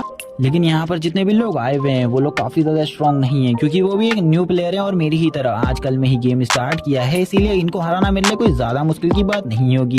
लेकिन कुछ लोग जो गिल्ड के साथ हैं यानी कि किसी न किसी गिल्ड के साथ जुड़े हुए हैं, किसी न किसी एकेडमी के साथ, उनके साथ उनको थोड़ी प्रॉब्लम हो सकती है। उसे यहाँ पर मार्शल पावर मिल जाती है, उसकी जो मार्शल पावर होती है उसका रैंक 5 होता है। वो धीरे धीरे करके अपनी मार्शल पावर को भी बढ़ा सकता था, लेकिन वह कहता है मेरी मार्शल पावर काफी ज्यादा है अभी के लिए तो। लेकिन इस अरीना में भी काफी सारे लोग हैं, इनका सामना करना मेरे लिए थोड़ा बहुत मुश्किल हो सकता है, लेकिन फिर भी मुझे इनका सामना करना है। आज मैं इन सभी को हराने वाला हूँ। मुझे नहीं पता कि मैं इनसे जीतूंगा या नहीं, लेकिन तभी जो उसका सिस्टम होता है वो उसे एक और चीज के बारे में बताता है। उसका सिस्टम कहता है तुम्हें इस जगह पर बिल्कुल भी पेन फील नहीं होगा क्योंकि जो तुम्हारा इक्विपमेंट है वो काफी ज्यादा हाई क्वालिटी का है। जियान यहाँ पर बताता है जो उसका यंत्र है वो काफी ज्यादा हाई क्वालिटी का है क्योंकि वो उसके जीजा जी का है, इसी वजह से उसमें बिल्कुल भी पेन फील नहीं होता। 99% पेन फील नहीं होता, वरना ये गेम जो है वो तुम्हें पेन भी फील करवाता है। जो कि तुम ग्राउंड में चोट लगती है उन सभी चीजों का पेन फील होता है और ये काफी ज्यादा बुरी बात है। आगे चलकर तो इस गेम में लोग मर भी जाते हैं, लेकिन अभी जो पेन फील होता है वो भी काफी ज्यादा बुरा होता है। लेकिन इसीलिए सभी लोग इस जगह पर काफी ज्यादा हाई इक्विपमेंट्स का यूज करते हैं, इसीलिए उनको पेन फील नहीं होता। और इस कोरिया में तो सबसे ज्यादा पावरफुल हाई इक्विपमेंट मेरे जीजा जी के पास था, जिस वजह से मुझे 99% पेन फील नहीं होगा। 1% जो पेन फील होगा वो काफी ज्यादा हो सकता है, काफी ज्यादा कम भी हो सकता है। तभी जो उसका यहाँ पर सिस्टम होता है वो वापस से उसे बताता है कि तुमने यहाँ पर एक और अचीवमेंट कंप्लीट कर दिया है, इसीलिए यहाँ पर तुम्हें 1000 पॉइंट्स का रिवॉर्ड मिलता है। जिसे देखकर वो कहता है मैं यहाँ पर काफी सारे पॉइंट्स काफी ज्यादा इजीली कमा सकता हूँ। मुझे लगता है ये काफी ज्यादा अच्छा है मेरे लिए, इस सिस्टम की वजह से मैं पॉइंट्स को काफी ज्यादा इजीली कलेक्ट कर पा रहा हूँ। और वो खुश होते हुए कहता है चलो ठीक है, मुझे यहाँ पर देखना होगा अभी और चीजें मैं क्या कर सकता हूँ। लेकिन उसी टाइम पर एक बंदा जो होता है वो उसको पीछे से देखकर उसी के ऊपर अटैक करने के लिए आगे बढ़ता है। जियान कहने लगता है अभी तो मैच स्टार्ट होने में थोड़ा सा सेकंड बचे हैं, लेकिन ये बंदा मेरे ऊपर उससे पहले ही अटैक क्यों कर रहा है। वो बोल रहा होता है आज तुम बिल्कुल भी नहीं बचने वाले, तुम एक नूब हो। लेकिन जियान यहाँ पर कहता है चलो ठीक है ये देखा जाएगा। जो कि वो बंदा होता है हमें इसके बारे में बताया जाता है, इसका जो नाम है वो मिंग है। वो यहाँ पर जियान से कह रहा होता है अब तुम मरने वाले हो, तुम्हारे बचने के कोई भी चांसेस नहीं है। आज यहाँ पर तुम्हें कोई भी नहीं बचा सकता, मैं तुम्हें मार डालूंगा और मेरे पास एक किल पॉइंट तो आ ही जाएगा। लेकिन जो जियान होता है वो एक ही हाथ से यहाँ पर उसकी स्वॉर्ड को रोक लेता है और उससे कहता है तुम्हें यहाँ पर और ज्यादा अच्छा करने की जरूरत है, तुम्हारी जो स्किल है वो अभी भी काफी ज्यादा लो कैटेगरी की है, इसीलिए सबसे पहले तुम्हें अपनी स्किल को और ज्यादा पावरफुल बनाने की जरूरत है। जियान यहाँ पर उसे काफी ज्यादा इंस्ट्रक्शंस दे रहा होता है, लेकिन जियान के जो इंस्ट्रक्शंस थे वो उस बच्चे के लिए बेकार थे। जैसे ही जियान उसे देखता है उसे पता चलता है ये जो बच्चा है ये किसी एकेडमी से जुड़ा हुआ है और ये एकेडमी काफी ज्यादा स्ट्रॉन्ग है और ये एकेडमी में ही यहाँ पर इस गेम को और ज्यादा डेवलप्ड कर रहा है। और तभी जियान आगे बताते हुए हमें बताता है काफी सारी एकेडमी जो कोरिया में है वो काफी सारे लोगों को इन सब गेमों को खेलना सिखाती है, लेकिन उनमें भी काफी सारे प्रो प्लेयर्स होते हैं और काफी ज्यादा बेकार, जिनमें से अभी जो हमारी कंट्री की स्टेट है वो यहाँ पर 3rd नंबर पर चल रही है, जिस वजह से अभी हम काफी ज्यादा अच्छे सिचुएशन में है। लेकिन आगे चलकर ये सिचुएशन बदलने वाली है और हमारी कंट्री में जितने भी इंस्टीट्यूट है वो सभी के सभी बंद हो जाएंगे और आगे चलकर हमारी कंट्री जो है वो काफी ज्यादा अंधकार में डूब जाएगी और इसी तरीके से हमारी कोरिया का भी अंत हो जाएगा। वो यहाँ पर काफी सारे इंस्टीट्यूट के बारे में बता जाता है, जिनमें से कुछ इंस्टीट्यूट होते हैं काफी ज्यादा स्ट्रॉन्ग भी है, लेकिन अभी भी इतने ज्यादा पावरफुल इंस्टीट्यूट होने के बाद भी वो कुछ नहीं कर पा रहे और कोरिया के लिए किसी भी महान वॉरियर को खड़ा नहीं कर पा रहे। जिस इंस्टीट्यूट से ये बंदा है वो इंस्टीट्यूट काफी ज्यादा प्रसिद्ध है, क्योंकि इसके हाथ में जो बैज लगा हुआ है वो उसी इंस्टीट्यूट का है। लेकिन इस बंदे को नहीं पता कि आज ये किसी भी इंस्टीट्यूट से हो, आज तो इसे हारना पड़ेगा, क्योंकि मैं आज गेम में आया हूँ, मैं इसके हाथों से इसी तरीके से नहीं मर सकता। हमें अब थोड़े टाइम पहले का सीन दिखाया जाता है जब जियान स्टार्टिंग में इस गेम में आया था, और हमें अब उस गेम के ग्राउंड को अच्छे तरीके से दिखाया जाता है, जिसमें सभी लोग यहाँ पर अपनी अपनी पोजीशन को लेकर खड़े हुए होते हैं। और इस टाइम पर इस जगह पर काफी सारे लोग होते हैं, जिनमें से काफी ज्यादा पावरफुल और काफी ज्यादा आर्मर वाले योद्धा भी होते हैं, जिनके पास काफी ज्यादा हाईली स्किल्ड वेपन होते हैं, जिनको यहाँ पर और कोई नहीं मिंग देख रहा होता है। मिंग इन सभी को देखकर कहता है, इन सभी का तो मेरे सामने कोई मुकाबला ही नहीं है। जो यहाँ पर मेरी किस्मत है वो काफी ज्यादा अच्छी है कि मेरे पास जो स्किल है वो काफी ज्यादा अच्छी है, इसीलिए शायद से मैं इन सभी लोगों में बच पाऊं। लेकिन इन सभी के पास जो वेपन है मैं इन सभी का सामना बिल्कुल भी नहीं कर सकता। मुझे कोई अच्छा शिकार चाहिए जिसके साथ मैं एक किल तो निकाल सकूं इस गेम में, वरना जो मेरे टीचर है वो मुझसे काफी ज्यादा परेशान हो जाएंगे और वो मुझे बिल्कुल भी आगे के लेसन नहीं देंगे और बार बार मुझे यही करना पड़ेगा। इसीलिए मैं ये नहीं करना चाहता, मुझे किसी न किसी नूब प्लेयर को तो मारना ही होगा। और मेरी किस्मत इतनी अच्छी है, मुझे कोई ना कोई शिकार तो मिल ही जाएगा। और वो यही सब बातें करते हुए अपनी स्किल के बारे में बताता है कि जो उसकी स्पीड है वो काफी ज्यादा है, और अभी तक उसने अपनी एक ही स्किल को अवेक किया है जो कि सबसे ज्यादा स्पीड है। और यहाँ पर वो अपने इंस्टीट्यूट के बारे में बताता है कि उसका इंस्टीट्यूट काफी ज्यादा प्रसिद्ध है और उसी के इंस्टीट्यूट से और किसी ने नहीं, जिन ने भी अपना प्रशिक्षण पूरा किया था और जिन भी उसी के इंस्टीट्यूट से निकला हुआ एक बंदा है जो कि इस टाइम पर स्वॉर्ड किंग नाम से जाना जाता है, जिनके इस एकेडमी से पास होने के बाद ये जो एकेडमी है ये काफी ज्यादा फेमस हो गई, इसीलिए वर्ल्ड वाइड इस एकेडमी के काफी ज्यादा फॉलोवर हैं। तभी यहाँ पर उन सभी की जो होम स्क्रीन होती है उसमें एक नोटिफिकेशन आती है कि जल्दी ही ये गेम स्टार्ट होने वाला है, इसीलिए जल्दी तैयार हो जाओ। और मिंग की जो स्क्रीन होती है उसमें हमें बताया जाता है जो उसकी एजिलिटी है वो 25 पर है और उसका जो लेवल है वो काफी ज्यादा है। वो यहाँ पर लेवल 2 का प्लेयर है और वो भी काफी ज्यादा अच्छा एक स्वॉर्ड्समैन है। वो अपनी स्वॉर्ड को निकालकर तैयार हो जाता है और कहता है चलो ठीक है, मुझे यहाँ पर देखना चाहिए कि सबसे ज्यादा कमजोर कौन है। तभी यहाँ पर वो देखता है और उसकी नजर पड़ती है एक बंदे पर जो कि काफी ज्यादा नूब होता है। वो कहता है ये तो काफी ज्यादा नूब है, मुझे लगता है मुझे इसी का शिकार करना चाहिए। लेकिन उस बंदे को यहाँ पर एक और पावरफुल शख्स ने दबोच के रखा हुआ होता है और वो उसको यहाँ पर मारने ही वाला था। इस जगह पर डीमंस भी होते हैं जिनको देखकर वो कहता है मैं इन डीमंस का सामना तो बिल्कुल भी नहीं कर सकता, क्योंकि इनकी जो तादाद है वो हम ह्यूमन से काफी ज्यादा है। अगर ये ग्राउंड में आ गए तो हम सभी के सभी मारे जाएंगे और इनका किल का मुझे एक पॉइंट भी नहीं मिलेगा। इनमें से सभी का पॉइंट काफी ज्यादा लो है, इसीलिए मुझे और किसी को ढूंढना चाहिए किल करने के लिए। अब इसी के बाद हमें वापस से उसी बंदे का सीन दिखाया जाता है और थोड़ी देर बाद का सीन भी, जब यहाँ पर ये गेम स्टार्ट ही होने वाला था, 30 ही सेकंड बचे थे अब इस गेम के स्टार्ट होने में। तभी यहाँ पर जो इसकी नजर होती है, इसकी नजर पड़ती है जियान के ऊपर और ये जियान को देखते ही बोलता है मुझे लगता है ये कोई न्यू प्लेयर है जिसने आज यहाँ पर इस गेम में रजिस्टर किया है और ये आज ही से इस गेम को खेलने के लिए आया हुआ है। मुझे लगता है मेरा सबसे अच्छा शिकार यही होगा, क्योंकि मेरे आसपास जितने भी जने हैं वो सभी हाई रैंक पर है और इनका जो आर्मर है वो भी काफी ज्यादा पावरफुल है। मैं इनका सामना नहीं कर सकता, इसीलिए ये जो बंदा है सामने खड़ा हुआ इसे मैं मारना तो नहीं चाहता, क्योंकि इसे अभी काफी कुछ सीखना है, लेकिन इसे मरना होगा, क्योंकि अगर मुझे अपने इस गेम में हाई रैंक पर पहुंचना है और एक प्लेयर बनना है जो कि काफी ज्यादा स्ट्रांग होगा, जो जैसा कि इस टाइम पर स्वॉर्ड किंग है, तो इसे मरना होगा। और वो और किसी की नहीं जियान की बात कर रहा होता है और जियान की तरफ अपनी स्वॉर्ड लेकर बढ़ रहा था, जैसे कि हमने उस सीन में भी देखा था। और वो पीछे से जियान को गाली देते हुए बोलता है आखिरकार ये बंदा कर क्या रहा है, मुझे इसके बारे में कुछ भी नहीं पता, लेकिन मैं इसे मारने वाला हूँ। वो आगे बढ़ने लगता है अपनी स्वॉर्ड को लेकर, जियान को देखकर बोलता है ये बंदा तो काफी ज्यादा बेकार प्लेयर है, मैं अपनी स्वॉर्ड लेकर इसके पीछे खड़ा हूँ। इस बंदे को अभी तक इतना भी नहीं पता चला कि कोई बंदा इसके पीछे आ गया है, ये क्या ही इस गेम को खेलेगा, ये तो काफी ज्यादा बेकार प्लेयर है। और वो अब इसी के बाद कहता है चलो ठीक है, मेरे पास अब ज्यादा टाइम नहीं है, मुझे सबसे पहले इस बंदे को खत्म करना होगा। और इसी के बाद अपने सुपर रिफ्लेक्सेस के साथ वो जियान के ऊपर अटैक कर देता है और वो अपनी स्वॉर्ड से कहता है इस कमीने इंसान को मार डालो, इस कमीने इंसान को जिंदा रहने का कोई भी हक नहीं है, क्योंकि ऐसे जैसे नूब इस वर्ल्ड में खाली और ज्यादा पॉपुलेशन बढ़ाने का काम कर रहे हैं, जैसे लोगों को बिल्कुल भी गेम में नहीं आना चाहिए। और वो तुरंत ही अपनी मून स्किल का यूज करते हुए उसके पास पहुंचने की कोशिश करता है और उसके ऊपर अटैक करने की भी। सभी लोग जितने भी इस जगह पर प्लेयर्स होते हैं उन सभी को एक नोटिफिकेशन आती है कि ये गेम स्टार्ट होने वाला है और जल्द ही इस गेम का एंड भी होगा। और जैसे ही ये बात वो सुनता है उसी के साथ ही वो उसके ऊपर अटैक कर देता है और बोलता है तुम यहाँ पर काफी ज्यादा बेकार हो, इतना ज्यादा टाइम वेस्ट क्यों कर रहे हो, तुम्हें जल्दी मेरे हाथों से मरना होगा। और वो तुरंत ही अपनी स्वॉर्ड से जैसे ही अटैक करता है, ये सीन हमने पहले भी देखा होता है कि जो जियान होता है उसने यहाँ पर एक ही हाथ से अपने इस स्वॉर्ड को पकड़ लेता है और कहता है तुम्हें अभी काफी कुछ सीखने की जरूरत है, तुम काफी ज्यादा प्रो नहीं हो, तुम काफी ज्यादा बेकार कर रहे हो, तुम्हें अपनी इतनी ज्यादा पावरफुल स्पीड होने के बाद भी किसी बंदे के ऊपर पीछे से अटैक करने की क्या जरूरत थी। और ये तुम्हारी जो स्पीड स्किल है ये भी काफी ज्यादा बेकार है। वो भी ये चीज देखकर डर जाता है और कहने लगता है ये एक तुक्का था इसका, यहाँ पर ये मेरी स्पीड को बिल्कुल भी मैच नहीं कर सकता।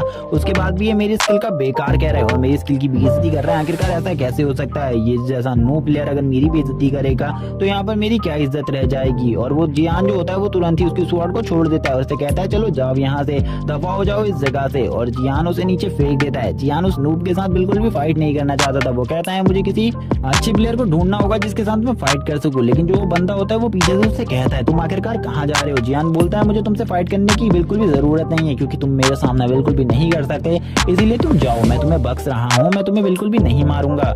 जियान की ऐसी बात सुनने के बाद उस बंदे को झटका लगता है। वो उससे कहता है तुम्हें क्या लगता है यहाँ पर मैं तुमसे फाइट नहीं कर सकता? तुम यहाँ पर गलत सोचो, मैं भी यहाँ पर तुम्हारा सामना करने वाला हूँ। चलो जल्दी आ जाओ यहाँ पर मेरे साथ फाइट करो। तुम्हारा एक तुक्का क्या लग गया कि तुमने मेरी स्वॉर्ड अटैक को अपनी 2 उंगलियों से रोक लिया। तुम अपने आप को काफी ज्यादा प्रो प्लेयर समझ रहे हो लेकिन तुम काफी ज्यादा बेकार हो, तुम मेरा सामना नहीं कर सकते। अब उन दोनों के बीच में एक मैच होने वाला था, यानी कि वो दोनों फाइट करने वाले थे, जो कि काफी ज्यादा इंटेंस सीन होता है। जियान उससे कहता है चलो ठीक है यहाँ पर तुम मेरे ऊपर पहले हमला करो क्योंकि मैं बिल्कुल भी नहीं चाहता कि तुम यहाँ पर बाद में ये कहो कि मुझे बिल्कुल भी मौका नहीं दिया गया। उसकी काफी ज्यादा इंसल्ट हो रही होती है जिसमें वो कहता है मैं आज तुम्हें बिल्कुल भी नहीं छोड़ूंगा, आज के बाद तुम जितने भी बार इस गेम में आओगे मैं ही तुम्हें मारूंगा, तुमने मेरी काफी ज्यादा इंसल्ट करी है। और इसी के बाद वो अपनी ए रैंक की वापस से स्किल को यूज करता है और उसकी स्पीड इतनी ज्यादा फास्ट होती है जो जियान होता है वो उसको देख भी नहीं पा रहा होता क्योंकि अभी तक वो इतना ज्यादा स्ट्रॉन्ग नहीं बना था कि वो इतने ज्यादा फास्ट स्पीड वाले की स्पीड को।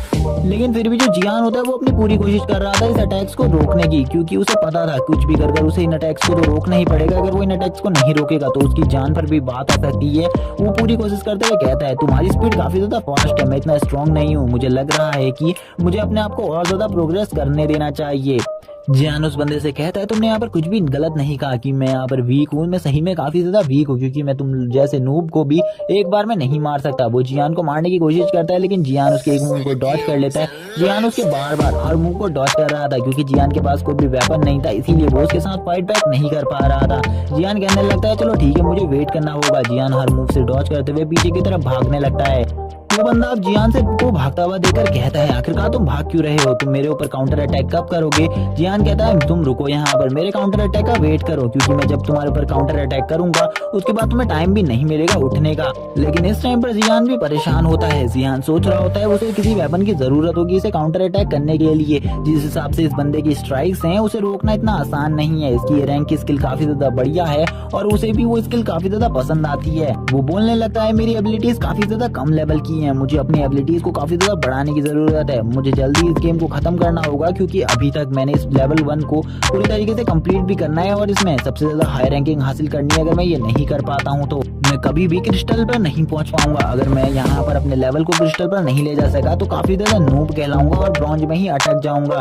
और जल्दी से जल्दी मुझे अपनी पावर्स को और ज्यादा बढ़ाना है, इनहेंस करना है। वो यहाँ पर अब फाइट कर रहा होता है लेकिन वो अभी तक ज्यादातर मूवी डॉज कर रहा था क्योंकि उसे अभी भी कोई चांस नहीं मिल रहा था उसके ऊपर अटैक करने का। जैसे ही उसको यहाँ पर एक मौका मिलता है उसके ऊपर अटैक करने का वो कहता है चलो ठीक है अब मेरे ऊपर अटैक करो क्योंकि अब जियान के पास एक मौका था उसे हराने का, इसीलिए जियान भी तैयार था उससे फाइट करने के लिए। जियान उससे कहता है चलो मिंग यहाँ पर जल्दी आओ और मेरे ऊपर हमला करो। मिंग भी उसके ऊपर तुरंत ही अटैक कर देता है लेकिन इस फाइट में ये उसकी बेवकूफी थी कि जिन ने जैसे ही अपने ऊपर अटैक करने को कहा तो उसने उसके ऊपर अटैक कर दिया। जिन इसी के साथ उसके रिफ्लेक्सेस को समझते हुए उसके हाथ से उसकी स्वॉर्ड को काफी ज्यादा दूर फेंक देता है जिसे वो भी देख लेता है। और जिन यहाँ पर तुरंत ही इसी के साथ ही उसकी स्वॉर्ड को तुरंत ही पकड़ लेता है और उसे कहता है तुम्हें क्या लगा था यहाँ पर, क्या तुम ये इस जगह पर मेरा सामना कर सकते हो? अब तक तो मिंग को भी समझ में आ गया था कि सामने वाला बंदा इतना भी कमजोर नहीं है, वो काफी ज्यादा स्ट्रांग है, उसका सामना करना इतना आसान नहीं है। अब जबकि उसके पास एक स्वॉर्ड आ चुकी है तो वो बंदा उसे बिल्कुल भी नहीं छोड़ेगा। वो यहाँ पर भागने की कोशिश कर रहा होता है और काउंटर अटैक भी करने की कोशिश, लेकिन जो जियान था उसके हाथ में एक स्वॉर्ड थी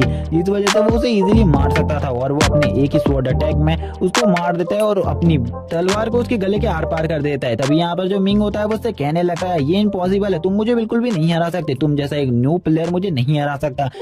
वो जियान से कहने लगता है तुम मेरा वेट करना, मैं तुमसे फाइट करने के लिए दोबारा आऊंगा, तुम इसी जगह पर मेरा वेट करो, मैं जरूर तुमसे फाइट करने के लिए दोबारा आऊंगा। जियान कहने लगता है तुम्हारी बेवकूफी होगी अगर तुम दोबारा आओगे तो। वो वापस से काफी ज्यादा गुस्से में होता है और कहता है कि मैं तुम्हें बिल्कुल भी नहीं छोड़ूंगा। और गाइस क्या लगता है जब नेक्स्ट टाइम फाइट होगी तो इन दोनों की फाइट में कौन जीतेगा? कमेंट करके जरूर बताना। तभी यहाँ पर अब जियान सोचने लगता है अगर उसे इस जगह पर टॉप मारना है तो उसे 5 लोगों को मारना होगा, 5 लोगों को मारने से उसे 500 पॉइंट भी मिल जाएंगे, ये काफी ज्यादा अच्छा होगा। और अब वो इसी के साथ जब अपने सिस्टम को चेक करता है उसे पता चलता है उसके सिस्टम में एक नोटिफिकेशन आई है कि उसे 100 पॉइंट्स मिल चुके हैं, इसीलिए अब वो खुश होते हुए कहता है चलो ठीक है, मुझे बाकी अब 4 लोगों को मारना है, जिसके बाद शायद से मैं हाईएस्ट पोजीशन हासिल कर पाऊं। और अब वो अपने सिस्टम को चेक करते हुए कहता है मुझे यहाँ पर किसी वेपन की जरूरत होगी, वरना मैं यहाँ पर कुछ भी फाइट नहीं कर सकता। लेकिन उसके पास कोई भी वेपन नहीं था उसके सिस्टम में भी, और उसके हाथ में जो वेपन होता है वो भी गायब हो जाता है। वो ये भी बताता है कि जैसे ही यहाँ पर जिस प्लेयर का जो वेपन होता है, अगर वो प्लेयर मारा जाता है तो उसका वेपन भी उसी टाइम पर डिसअपीयर हो जाता है। जियान अब चारों तरफ देखने लगता है। जियान चारों तरफ देखकर समझ जाता है कि सभी लोगों का सबसे आसान टारगेट वही है और सभी लोग शायद से उसके ऊपर हमला कर सकते हैं, क्योंकि सबसे ज्यादा नूब वही लग रहा है इस गेम में, इसीलिए जितने भी लोग हैं वो उसी के ऊपर अटैक करेंगे। तभी वो साइड में देखता है काफी ज्यादा पावरफुल मॉन्स्टर्स की टोली को, जो कि पीछे नहीं हट रहे थे, ग्राउंड के बीच में खड़े हुए थे। जियान कहने लगता है इनसे कोई भी बंदा फाइट क्यों नहीं कर रहा है। तभी उसका सिस्टम उसे बताता है इनमें से एक मॉन्स्टर को मारने के लिए उसे 0.1 पॉइंट मिलेंगे, अगर वो इनमें से 30 मॉन्स्टर्स को मार देता है तो उसे 500 पॉइंट्स दिए जाएंगे। जियान ये देखकर काफी ज्यादा खुश हो जाता है, क्योंकि अगर वो इनमें से 30 मॉन्स्टर को मार देगा तो उसको 3 किल का भी रिवॉर्ड मिलेगा, जिसमें से अब उसके टोटल जो पॉइंट होते हैं वो 800 पॉइंट हो जाएंगे। वो खुश होते हुए बोलता है चलो ठीक है, मुझे इनसे फाइट करनी चाहिए। जबकि बाकी जितने भी फाइटर्स होते हैं, प्लेयर्स होते हैं, वो इन सभी से दूर भाग रहे थे, क्योंकि वो इनसे लास्ट में फाइट करेंगे। सबसे पहले वो जितने भी मॉन्स्टर्स और जितने भी लोग इस जगह पर हैं, मेनली जो पावरफुल प्लेयर्स हैं, उनको मारना चाहते हैं एक टीम में वर्क कर कर। और काफी सारे लोगों को ये करता हुआ देखकर वो कहता है मुझे सबसे पहले इन मॉन्स्टर्स को ही मारना होगा, क्योंकि मेरे पास जो ये टास्क आया है ये काफी ज्यादा अमेजिंग है मेरे लिए। मुझे इन टास्क को कंप्लीट कर कर अपने स्कोर को और ज्यादा बढ़ाना है। लेकिन अभी भी वो अपनी वीक बॉडी को देखकर काफी ज्यादा हैरान होता है। वो कहता है मेरी बॉडी अभी भी वीक है, मैं यहाँ पर किसका सामना कर सकता हूँ, क्या लगता है मुझे ये रिस्क लेना चाहिए। लेकिन वो थोड़ा देर सोचने के बाद कहता है मुझे यहाँ पर कुछ भी नहीं देखना चाहिए, अपने आप को और ज्यादा स्ट्रांग बनाने के लिए मुझे ये सारे रिस्क लेने पड़ेंगे। अगर मैं ये रिस्क नहीं लूंगा तो आगे इस गेम को भी किस तरीके से खेलूंगा। हमें यहाँ पर एक बहुत बड़ा स्टैचू दिखाया जाता है जो कि एक वॉरियर का होता है, जिसको देखकर जियान कहता है चलो मुझे इसका स्पेयर को शायद से यूज करना चाहिए इस फाइट में। लेकिन वो स्पेयर एक स्टोन रॉक का होता है, जिस वजह से वो इसे नहीं निकाल पाता और कहता है चलो ठीक है, ये सब मेरी बेवकूफी थी, मैं इसको दोबारा से यूज नहीं करूंगा, ना कि कोशिश करूंगा इसे निकालने की। अब वो जो अपनी हड्डियां होती हैं उनको चटकाते हुए कहता है चलो ठीक है, अब फाइट करने के लिए मैं भी रेडी हूँ। और अब वो मॉन्स्टर्स की तरफ गुस्से से और घूर कर देखने लगता है और सोच रहा होता है अपने मन में क्या वो सही में इन 30 मॉन्स्टर्स का सामना कर पाएगा। लेकिन वो ये सब नहीं सोचता और तुरंत ही काफी ज्यादा स्पीड में उन मॉन्स्टर की तरफ दौड़ते हुए जाता है। लेकिन मॉन्स्टर्स भी यहाँ पर उसे देख लेते हैं और कहते हैं वो हमारी तरफ बढ़ रहा है, लगता है वो हमसे फाइट करने वाला है, इसीलिए सभी के सभी तैयार हो जाओ। जितने भी मॉन्स्टर्स होते हैं अरीना में वो भी तैयार हो जाते हैं फाइट करने के लिए और अपने वेपन्स को बाहर निकाल लेते हैं। जियान यहाँ पर तुरंत ही उनके एक मेंबर को तेजी से पीछे ले जाते हुए मारने की कोशिश करने लगता है, लेकिन इसमें वो फेल हो जाता है और दोबारा से अब उनके ऊपर अटैक करने लगता है। वो बार बार एक ही जगह से अटैक कर रहा होता है, जिस वजह से वो उनके एक डिफेंस को तो ब्रेक ही कर रहा होता है। लेकिन अभी तक उसने यहाँ पर एक भी किल नहीं किया था, जिसको देखकर वो बोलता है इतने सारे मॉन्स्टर्स के बीच होने की वजह से वो इनको एक बार में नहीं मार सकता। और तभी उसके हाथ में एक मॉन्स्टर की एक्स लग जाती है। अब उसके पास 2 एक्स होती है जिनसे वो फाइट करने वाला था। वो कहता है चलो ठीक है, अब यहाँ पर मैं दिखाता हूँ मेरी पावर। वो अपने वेपन्स को निकालते हुए अब उन डीमंस की तरफ वापस से जाने लगता है उन डीमंस को मारने के लिए। वो तुरंत ही एक एक्स को उन डीमंस को बहकाने के लिए उनकी तरफ फेंकता है, लेकिन वो जो एक्स होती है वो गलती से किसी और ही मॉन्स्टर की तरफ चली जाती है और उस मॉन्स्टर को यहाँ पर उस एक्स की वजह से कुछ भी नहीं होता, बल्कि वो उसे इजीली डॉज कर लेते हैं। वो मॉन्स्टर आपस में कह रहे होते हैं कि हमें इस बंदे को घेरने की जरूरत है, अगर हम इस बंदे को घेर कर एक जगह पर मारेंगे हमारे लिए काफी ज्यादा इजी हो जाएगा इस बंदे को मारना। और ऐसा ही वो लोग करते हैं। वो जियान को मिडिल में लेकर आ जाते हैं, लेकिन जैसे ही जियान मिडिल में आता है वो उनमें से काफी सारे मॉन्स्टर्स को एक ही स्लैश में मार डालता है, उन सभी के काफी सारे सरों को उड़ा देता है। जिसको देखकर जो लीडर मॉन्स्टर होता है वो गुस्से में आते हुए बोलता है ये बंदा काफी ज्यादा स्ट्रॉन्ग है, हमें इसके साथ संभल कर लड़ना होगा, ये इतनी आसानी से हार नहीं मानेगा। दोबारा से जियान मिडिल में आ जाता है। इस बार जो मिडिल में जियान होता है वो काफी ज्यादा बुरे तरीके से फंस चुका था, चारों तरफ से काफी सारे मॉन्स्टर्स से। अगर वो एक फुल स्लैश का यूज करता था अभी भी वो इतने सारे मॉन्स्टर्स को नहीं मार सकता था। यहाँ पर 30 में से 5 किल वो कर चुका था। जिन मॉन्स्टर्स का उसने सर उड़ाया था वही मॉन्स्टर्स मारे जा चुके थे अभी तक। जितने भी मॉन्स्टर चारों तरफ होते हैं वो जियान के ऊपर एक साथ अटैक करने वाले थे। जियान को भी समझ में आ जाता है कि वो बहुत ज्यादा बुरे तरीके से फंस चुका है, उन्हें इस मॉन्स्टर के साथ पंगा नहीं लेना चाहिए था, उसने गलती करी। लेकिन वो जैसे ही मॉन्स्टर्स उसके ऊपर अटैक करते हैं वो उन मॉन्स्टर्स के अटैक को काफी ज्यादा फास्टली डॉज कर रहा होता है। डॉज करते हुए कहता है मुझे इनके ऊपर से कूद कर निकलना होगा। वो इसी के बाद जो अपने पैर होता है उसको एक मॉन्स्टर के सर के ऊपर रखता है और उससे कूद कर दूसरे मॉन्स्टर के पास जाता है और दूसरे मॉन्स्टर्स के ऊपर लगातार अटैक करता है। वो दूसरे मॉन्स्टर्स को भी जख्मी कर रहा होता है, जबकि लेकिन जो इन सभी मॉन्स्टर्स का लीडर होता है वो जियान को काफी ज्यादा परेशान कर देता है फाइट में। वो जियान को काफी ज्यादा कड़ी टक्कर दे रहा होता है इस फाइट में। जियान कहने लगता है इस मॉन्स्टर को मुझे कुछ ना कुछ करना होगा, वरना ये मॉन्स्टर आज यहाँ पर मुझे बिल्कुल भी नहीं छोड़ेगा। वो जियान के ऊपर अपने स्पेयर से अटैक करता है, लेकिन जियान उसके स्पेयर को तोड़ते हुए कहता है तुम्हारे जो वेपन है वो काफी ज्यादा वीक है, ये मेरे सामने नहीं टिकने वाले। वो बंदे को भी अब डर लगने लगता है, यानी कि जो मॉन्स्टर लीडर होता है उसे भी थोड़ा बहुत डर लग रहा होता है। जियान तभी अपने एक्स को उठाता है और उसे कहता है अब तुम्हें मरना होगा, तुम यहाँ पर किस बारे में सोच रहे हो, वहाँ तुम मरे बिना नहीं रह सकते, तुम्हें मुझसे कोई भी नहीं बचा सकता। लेकिन इस टाइम पर जो मॉन्स्टर लीडर होता है उसकी किस्मत अच्छी होती है, क्योंकि जो जियान की एक्स थी वो भी उसी वुड से बनी होती है, इसी वजह से वो एक्स भी टूट जाती है। और जियान बोलता है क्या यहाँ पर ये लोग तुम्हारे वेपन है, ये तुम्हारे वेपन है, ये कितने ज्यादा बेकार और कितने ज्यादा कमजोर हैं, तुम्हें अपने वेपन को और ज्यादा अच्छा बनाना चाहिए। क्या तुम ऐसे ही बेकार वेपन्स के साथ ह्यूमंस का सामना करोगे? तुम्हें क्या लगता है तुम ऐसे बेकार वेपन्स के साथ ह्यूमंस का सामना कर पाओगे? तुम्हें अपनी स्ट्रेंथ को और ज्यादा बढ़ाना चाहिए था, लेकिन अब यहाँ पर तुम कर ही क्या सकते हो। जबकि अब जो मॉन्स्टर्स के लीडर होता है और बाकी सभी मॉन्स्टर होते हैं वो हंसने लगते हैं और बोलते हैं अब तुम्हें क्या लगता है तुम बच पाओगे, अब तो तुम्हारे पास वेपन भी नहीं है फाइट करने के लिए। और मॉन्स्टर लीडर भी हंस रहा होता है जोर जोर से, लेकिन वो जियान के बारे में कुछ भी नहीं जानते थे, क्योंकि जियान उनके बीच में था, जिसका फायदा उठाकर एक मॉन्स्टर उसके ऊपर पीछे से अटैक करने के लिए आता है अपनी एक्स से। लेकिन जियान अपने पैर की पावर का यूज कर इतना ज्यादा प्रेशर डालता है जमीन के ऊपर कि जितने भी मॉन्स्टर उस जगह पर होते हैं वो पीछे की तरफ जाने लगते हैं, और जियान के हाथ में तुरंत ही एक स्वॉर्ड आ जाती है। जियान कहता है चलो ठीक है, अब तुम लोगों को मैं अपना फाइटिंग स्टाइल दिखाता हूँ कि मैं किस तरीके से फाइट करता हूँ। जियान यहाँ पर एक काफी ज्यादा पावरफुल शॉक वेव को क्रिएट करता है। उसकी जो एनर्जी शॉक वेव होती है वो इतनी ज्यादा पावरफुल होती है, वो यहाँ पर आसपास के जो प्लेयर्स होते हैं उनको भी महसूस हो जाती है कि एक पावरफुल प्लेयर है उनके आसपास। जियान अब इन सारे मॉन्स्टर्स को एक ही बार में मार डालता है, और इसी के साथ जियान का टास्क भी थोड़ी ही देर में कंप्लीट हो जाता है 30 मॉन्स्टर्स को मारने वाला।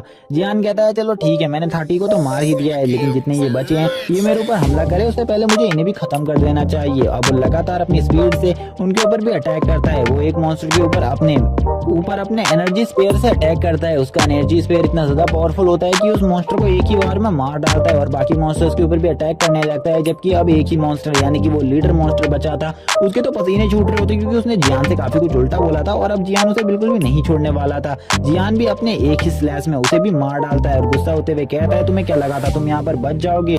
जियान का जो सिस्टम होता है वापस से आ जाता है उसके सामने और उससे कहता है तुमने यहाँ पर अपने टास्कों को कंप्लीट कर लिया है, इसीलिए जो तुम्हारे 500 पॉइंट्स हैं और तुम्हारे 300 पॉइंट्स हैं वो दोनों के दोनों तुम्हारे अकाउंट में रजिस्टर हो चुके हैं। यानी कि जियान ने थोड़ी ही देर में 800 पॉइंट्स कलेक्ट कर लिए। वो अपनी स्वॉर्ड को देखते हुए बोलता है मुझे अभी बाकी सारे लोगों को भी मारने की जरूरत है। वो सबसे पहले इस जगह पर आए हुए सभी लोगों की रैंक चेक करने के बारे में सोचता है, क्योंकि ये उसके लिए सबसे ज्यादा इंटरेस्टिंग वर्क था। और वो सभी लोगों की रैंक चेक करते हुए कहता है चलो देखते हैं सबसे टॉप पर कौन है। उसे पता चलता है 4 किल्स के साथ वो सबसे टॉप पर चल रहा है। उसके बाद कुछ और लोग भी चल रहे हैं जिनके भी किल यहाँ पर 3 और 2 हैं। वो सभी लोगों को देखकर सोच रहा होता है इन लोगों ने इतने कम किल क्यों किए हैं, क्या ये सही में इतने ज्यादा बेकार प्लेयर हैं कि इनको हराना मेरे लिए आम बात होने वाली है। लेकिन वो इन लोगों के बारे में भी जानता था इतने आसानी से तो वो किसी को भी नहीं हरा पाएगा इस जगह पर। इतने ज्यादा किल करने की वजह से उसकी मार्शल पावर को भी बढ़ा दिया गया था, जबकि उसकी मार्शल पावर लेवल 5 पर थी, लेवल 6 पर उसकी मार्शल पावर को पहुंचा दिया गया था। वो अपनी स्ट्रेंथ स्टेमिना को चेक करता है अपने सिस्टम पर, जबकि उसके स्ट्रेंथ स्टेमिना और एजिलिटी का जो स्कोर होता है वो बिल्कुल भी चेंज नहीं हुआ होता, उनमें सब कुछ वही होता है, बल्कि अब उसकी मार्शल पावर का जो स्कोर होता है वो चेंज हो रहा होता है धीरे धीरे। उसकी मार्शल पावर जैसे पहले लेवल 5 की दिखाई जाती है और उसी के बाद वो चेंज हो जाती है। वो कहने लगता है अगर हम यहाँ पर अपनी मार्शल पावर को बहुत ज्यादा हाई लेवल पर ट्रेन कर लेते हैं और उसके हाई लेवल पर पहुंच जाते हैं, इसके बाद ही जो हम है वो एक एसएस रैंक पे पहुंचने के बाद तुम डिवाइन पर पहुंचते हो, और डिवाइन पर पहुंचने के बाद तो तुम एक गॉड लाइक पावर भी होल्ड कर सकते हो। लेकिन पिछली लाइफ में मैं एक एसएस रैंक का वॉरियर था, इसीलिए मुझे एसएस रैंक के बारे में ही ज्यादा कुछ पता है और मुझे किसी भी और चीज के बारे में नहीं पता। अगर हम 6 रैंक पर पहुंच जाते हैं तो हम काफी ज्यादा एनर्जी को भी गैदर कर सकते हैं। तभी उसका सिस्टम उसे वापस से बताता है उसकी मार्शल पावर को वापस से यहाँ पर लेवल 5 पर ला दिया गया है। ये सोचने के बाद तो वो गुस्से में आ जाता है और बोलता है आखिरकार तुम मेरे साथ ऐसा कैसे कर सकते हो, पहले तुमने यहाँ पर मेरी पावर को इतना ज्यादा बढ़ाया, उसके बाद तुमने मेरी पावर को घटा दिया। वो अपने वापस से उसी स्किल के बारे में कहने लगता है जिस स्किल को उसने पिछली लाइफ में हासिल किया था। वो कहता है जब मैं एक एसएस रैंक का हंटर बन जाऊंगा, वॉरियर बन जाऊंगा, तभी मैं शायद से उस चीज को कर पाऊंगा जहां पर उसके सिस्टम में नोटिफिकेशन आती है कि वो अपनी मार्शल पावर की कुछ स्किल्स को देख सकता है जिनका वो यूज कर पाएगा आने वाले टाइम में, लेकिन अभी वो उसका यूज नहीं कर सकता था। जिनको देखकर वो बोलता है कि यहाँ पर ये लोग मुझे स्किल्स दिखाने वाले हैं, ये अच्छी बात है क्योंकि मैं उनमें से कुछ स्किल्स को अभी भी यूज कर पाऊंगा। मुझे ऐसा लगता है क्योंकि मैं 5th रैंक पर तो पहुंच ही गया हूँ। हमें वापस से उसकी मार्शल पावर दिखाई जाती है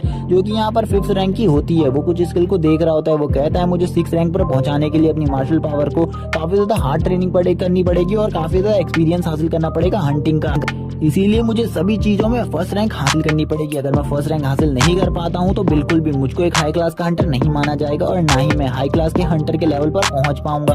वो इन्हीं सब बातों को करने के बाद एक स्माइल करता है और कहता है चलो ठीक है, अब मुझे वापस से हंटिंग करना स्टार्ट कर देना चाहिए, क्योंकि जितने भी लोग इस जगह अब बचे हैं वो काफी ज्यादा स्ट्रॉन्ग लगते हैं मुझे। हमें दिखाया जाता है एक लड़की को जो कि जियान के ऊपर अपने बो और एरो से एक अटैक कर देती है। जो उसका एरो होता है वो काफी ज्यादा स्ट्रॉन्ग होता है और जियान की तरफ बढ़ने लगता है। जियान उसके इस एरो को काफी ज्यादा मुश्किल से डॉज कर पाता है। जियान कहता है ये एरो काफी ज्यादा स्ट्रॉन्ग था, अगर ये मुझे लग जाता तो शायद से मैं यहीं पर मारा जाता और मेरा खेल खत्म हो जाता। लेकिन आखिरकार ये लोग हैं कौन जो कि मेरे ऊपर हमला कर रहे हैं? वो इनको देखने लगता है, जहाँ पर उसे पता चलता है ये 2 टीम में है। वो कहता है यहाँ पर तो पीवीपी मैच चल रहा है, लेकिन इन लोगों ने जो टीम बनाई है ऐसा बिल्कुल भी नहीं होना चाहिए। तभी उसका सिस्टम बताता है कि ये सब चीजें भी अब अलाउ है गेम में, वो दोनों लोग अगर चाहें तो मिलकर भी फाइट कर सकते हैं। अब हमें पता चलता है उनमें से एक आर्मर वॉरियर होता है जो कि आगे चलकर जियान से फाइट करने के लिए आगे बढ़ता है और उसकी पार्टनर लड़की पीछे खड़े होकर ये सब कुछ देख रही होती है और उससे कहती है मैं पीछे से हमला करूंगी, तुम आगे जाकर उसे खत्म कर दो। जो आर्मर वॉरियर होता है वो बोलता है अगर मैं इस बंदे को मार हूँ तो क्या तुम मेरे साथ डेट पर चलोगी? वो लड़की उससे कहती है तुम्हें अपनी उम्र का लिहाज रखना चाहिए, तुम मुझसे काफी ज्यादा बड़े हो एज में। जियान भी कहता है चलो मुझे टाइम वेस्ट नहीं करना चाहिए, मुझे भी इनके साथ फाइट के लिए तैयार रहना चाहिए, क्योंकि ये दोनों की जो टीमिंग है वो काफी ज्यादा अच्छी है। इनमें से एक क्लोज रेंज का फाइटर है और जबकि एक लॉन्ग रेंज पर फाइट कर रही है, इसीलिए इन दोनों को हराना काफी ज्यादा मुश्किल हो सकता है। इनको हराना इतना आसान भी नहीं है। जैसे ही वो उस लड़की के हाथ में एक बैज को देखता है उसे पता चलता है कि ये जो लड़की है ये किसी नॉर्मल गिल्ड से नहीं बल्कि टर्टल गिल्ड की एक मेंबर है। इसीलिए उसको समझ में आ जाता है ये दोनों ही बंदे टर्टल गिल्ड से होंगे, इसीलिए ये दोनों ही एक दूसरे के साथ मिलकर फाइट कर रहे हैं, वरना कोई भी टर्टल गिल्ड का मेंबर किसी भी ऐसे ही रैंडम प्लेयर के साथ नहीं खेल सकता और ना ही उसके साथ टीमिंग कर सकता है। ये टर्टल गिल्ड का उसूल है। ये इस बारे में तो मुझे भी पता है, क्योंकि पिछली लाइफ में मैं भी टर्टल गिल्ड के लीडर से मिला था। जब इस वर्ल्ड में कोरिया का एंडिंग टाइम स्टार्ट हो गया था तब मैं यहाँ पर टर्टल गिल्ड के लीडर से मिला था। इसी के बाद वो अब कहता है चलो अब मुझे कुछ देखने को मिलेगा। आखिरकार अभी इस टाइम पर टर्टल गिल्ड के जो मेंबर है वो कितने ज्यादा पावरफुल है, क्योंकि टर्टल गिल्ड का नाम तो सभी लोगों ने काफी ज्यादा सुना है और वो काफी ज्यादा पॉपुलर भी है। लेकिन उसके गिल्ड मेंबर्स की पावर के बारे में आज मैं जान पाऊंगा। क्या ये लोग थोड़े टाइम भी मेरे सामने टिक पाएंगे? जियान जब यहाँ पर इन सब चीजों के बारे में बातें कर रहा होता है, वो दोनों यहाँ पर आपस में ही एक दूसरे के साथ फ्लर्टिंग कर रहे होते हैं। जहाँ पर वो ओल्ड मैन उससे कह रहा होता है क्या तुम मेरे साथ डेट पर चल सकती हो, तुम काफी ज्यादा ब्यूटीफुल हो, तुम्हें मैं अपने साथ डेट पर ले जाना चाहता हूँ। वो अभी भी उसे मना कर रही होती है, उसके आर्गुमेंट को रिफ्यूज कर रही होती है। वो कहती है तुम यहाँ पर रहने दो, तुम्हें यहाँ पर इसे मारने की कोई भी जरूरत नहीं है, मैं इसे अपने हाथों से ही खत्म कर लूंगी। मुझे लगता है जो ये बंदा है इसकी मौत मेरे हाथों से ही लिखी है और मैं ही इसे मारूंगी। जियान कहता है चलो इनको मुझे इग्नोर करना चाहिए, मुझे कुछ और काम कर लेने चाहिए अपने सिस्टम में। वो सिस्टम में इन दोनों की रैंक भी चेक करते हुए कहता है इन दोनों की रैंक भी काफी ज्यादा बढ़िया है। इन दोनों में से एक बंदा 2nd नंबर पर और एक बंदा 4th नंबर पर चल रहा है। ये बिल्कुल भी बुरा नहीं है। इनमें से एक ने यानी कि उस लड़की ने 3 मेंबर्स को मार दिया है, जबकि उस लड़के ने 2 मेंबर्स को मार दिया है और जियान तो अभी भी टॉप पर ही चल रहा है 4 बंदे मारने के बाद। जियान इस लिस्ट को देखकर काफी ज्यादा खुश था। उसे पता था कि अगर अब वो यहाँ पर 5वां किल कर लेता है तो वो इस जगह पर टॉप पर ही रहेगा और उसे इस जगह पर और ज्यादा टाइम तक खेलने का मौका मिलेगा। लेकिन उसे बिल्कुल भी नहीं पता होता जो सामने वाली लड़की है वो यहाँ पर तैयार हो चुकी है अपने एरो के साथ उसके ऊपर अटैक करने के लिए। अभी जियान अपनी फास्ट स्पीड से एक ही स्लैश में उस लड़की को तुरंत ही मार देता है और उसे कहता है सॉरी, यहाँ पर सॉरी मुझे इस मूव का यूज करना पड़ा इस जगह पर तुम्हें मारने के लिए। जबकि उसका साथी जो होता है वो काफी ज्यादा घबरा जाता है। वो कहने लगता है आखिरकार तुम ऐसे ही इतने आसानी से टर्टल गिल्ड के एक मेंबर को कैसे मार सकते हो, और वो भी एक लड़की हो। उसकी भी हालत खराब होने लगती है, लेकिन वो थोड़ा बहुत निश्चित था क्योंकि उसके पास टर्टल गिल्ड का एक पावरफुल आर्मर था जो कि एक सिल्वर रैंक आर्मर था। और ये जो वेपन है ये एक बी ग्रेड डिफेंसिव वेपन है और ये काफी ज्यादा स्ट्रॉन्ग होता है। जियान भी उसके ऊपर तुरंत ही स्लैश करने के लिए आ जाता है। जियान जब उसके ऊपर अपना पहला अटैक करता है जियान को समझ में आ जाता है वो इस तरीके के अटैक से इस आर्मर को नहीं तोड़ सकता। इस आर्मर को तोड़ना इतना आसान बात नहीं है। जबकि जो वो बंदा होता है वो कहने लगता है पीछे मुड़कर कि तुम अभी इतने ज्यादा स्ट्रॉन्ग नहीं हो कि इस आर्मर को तोड़ सको, और अगर तुम अपनी फुल स्ट्रेंथ से भी इसके ऊपर यूज करते हो इस बेकार वेपन के साथ भी तुम इस आर्मर को नहीं तोड़ सकते। लेकिन उस आर्मर में एक क्रैक आ चुका होता है जिसके बारे में उस बंदे को बिल्कुल भी कोई पता नहीं होता। वो यहाँ पर पूरी तरीके से होता है क्योंकि उसे ऐसा लग रहा होता है जियान इसके इस आर्मर को नहीं तोड़ सकता। अगर वो अपनी फुल स्ट्रेंथ का भी यूज करे तभी भी वो इस आर्मर को नहीं तोड़ पाएगा। लेकिन जियान उसके ऊपर अब लगातार अटैक करने लगता है। जियान इतनी ज्यादा पावर से एक ही जगह पर अटैक कर रहा होता है जिस वजह से जो वो एक जगह होती है वो काफी ज्यादा बुरे तरीके से डैमेज हो जाती है और ये बात अब उस बंदे को भी पता चल जाती है। वो जियान के इस तरीके के माइंड को देखकर शॉक होता है और कहता है मैंने ऐसा बिल्कुल भी नहीं सोचा था। थोड़ी ही देर बाद जियान उसके ऊपर भी अटैक करता है और उसे भी मारने की कोशिश करने लगता है। हमें यहाँ पर नहीं दिखाया जाता कि जियान उसे मारता है या फिर नहीं, लेकिन जियान के जो पॉइंट होते हैं वो यहाँ पर तुरंत ही बढ़ जाते हैं और जियान 6 किल कर लेता है। इसका मतलब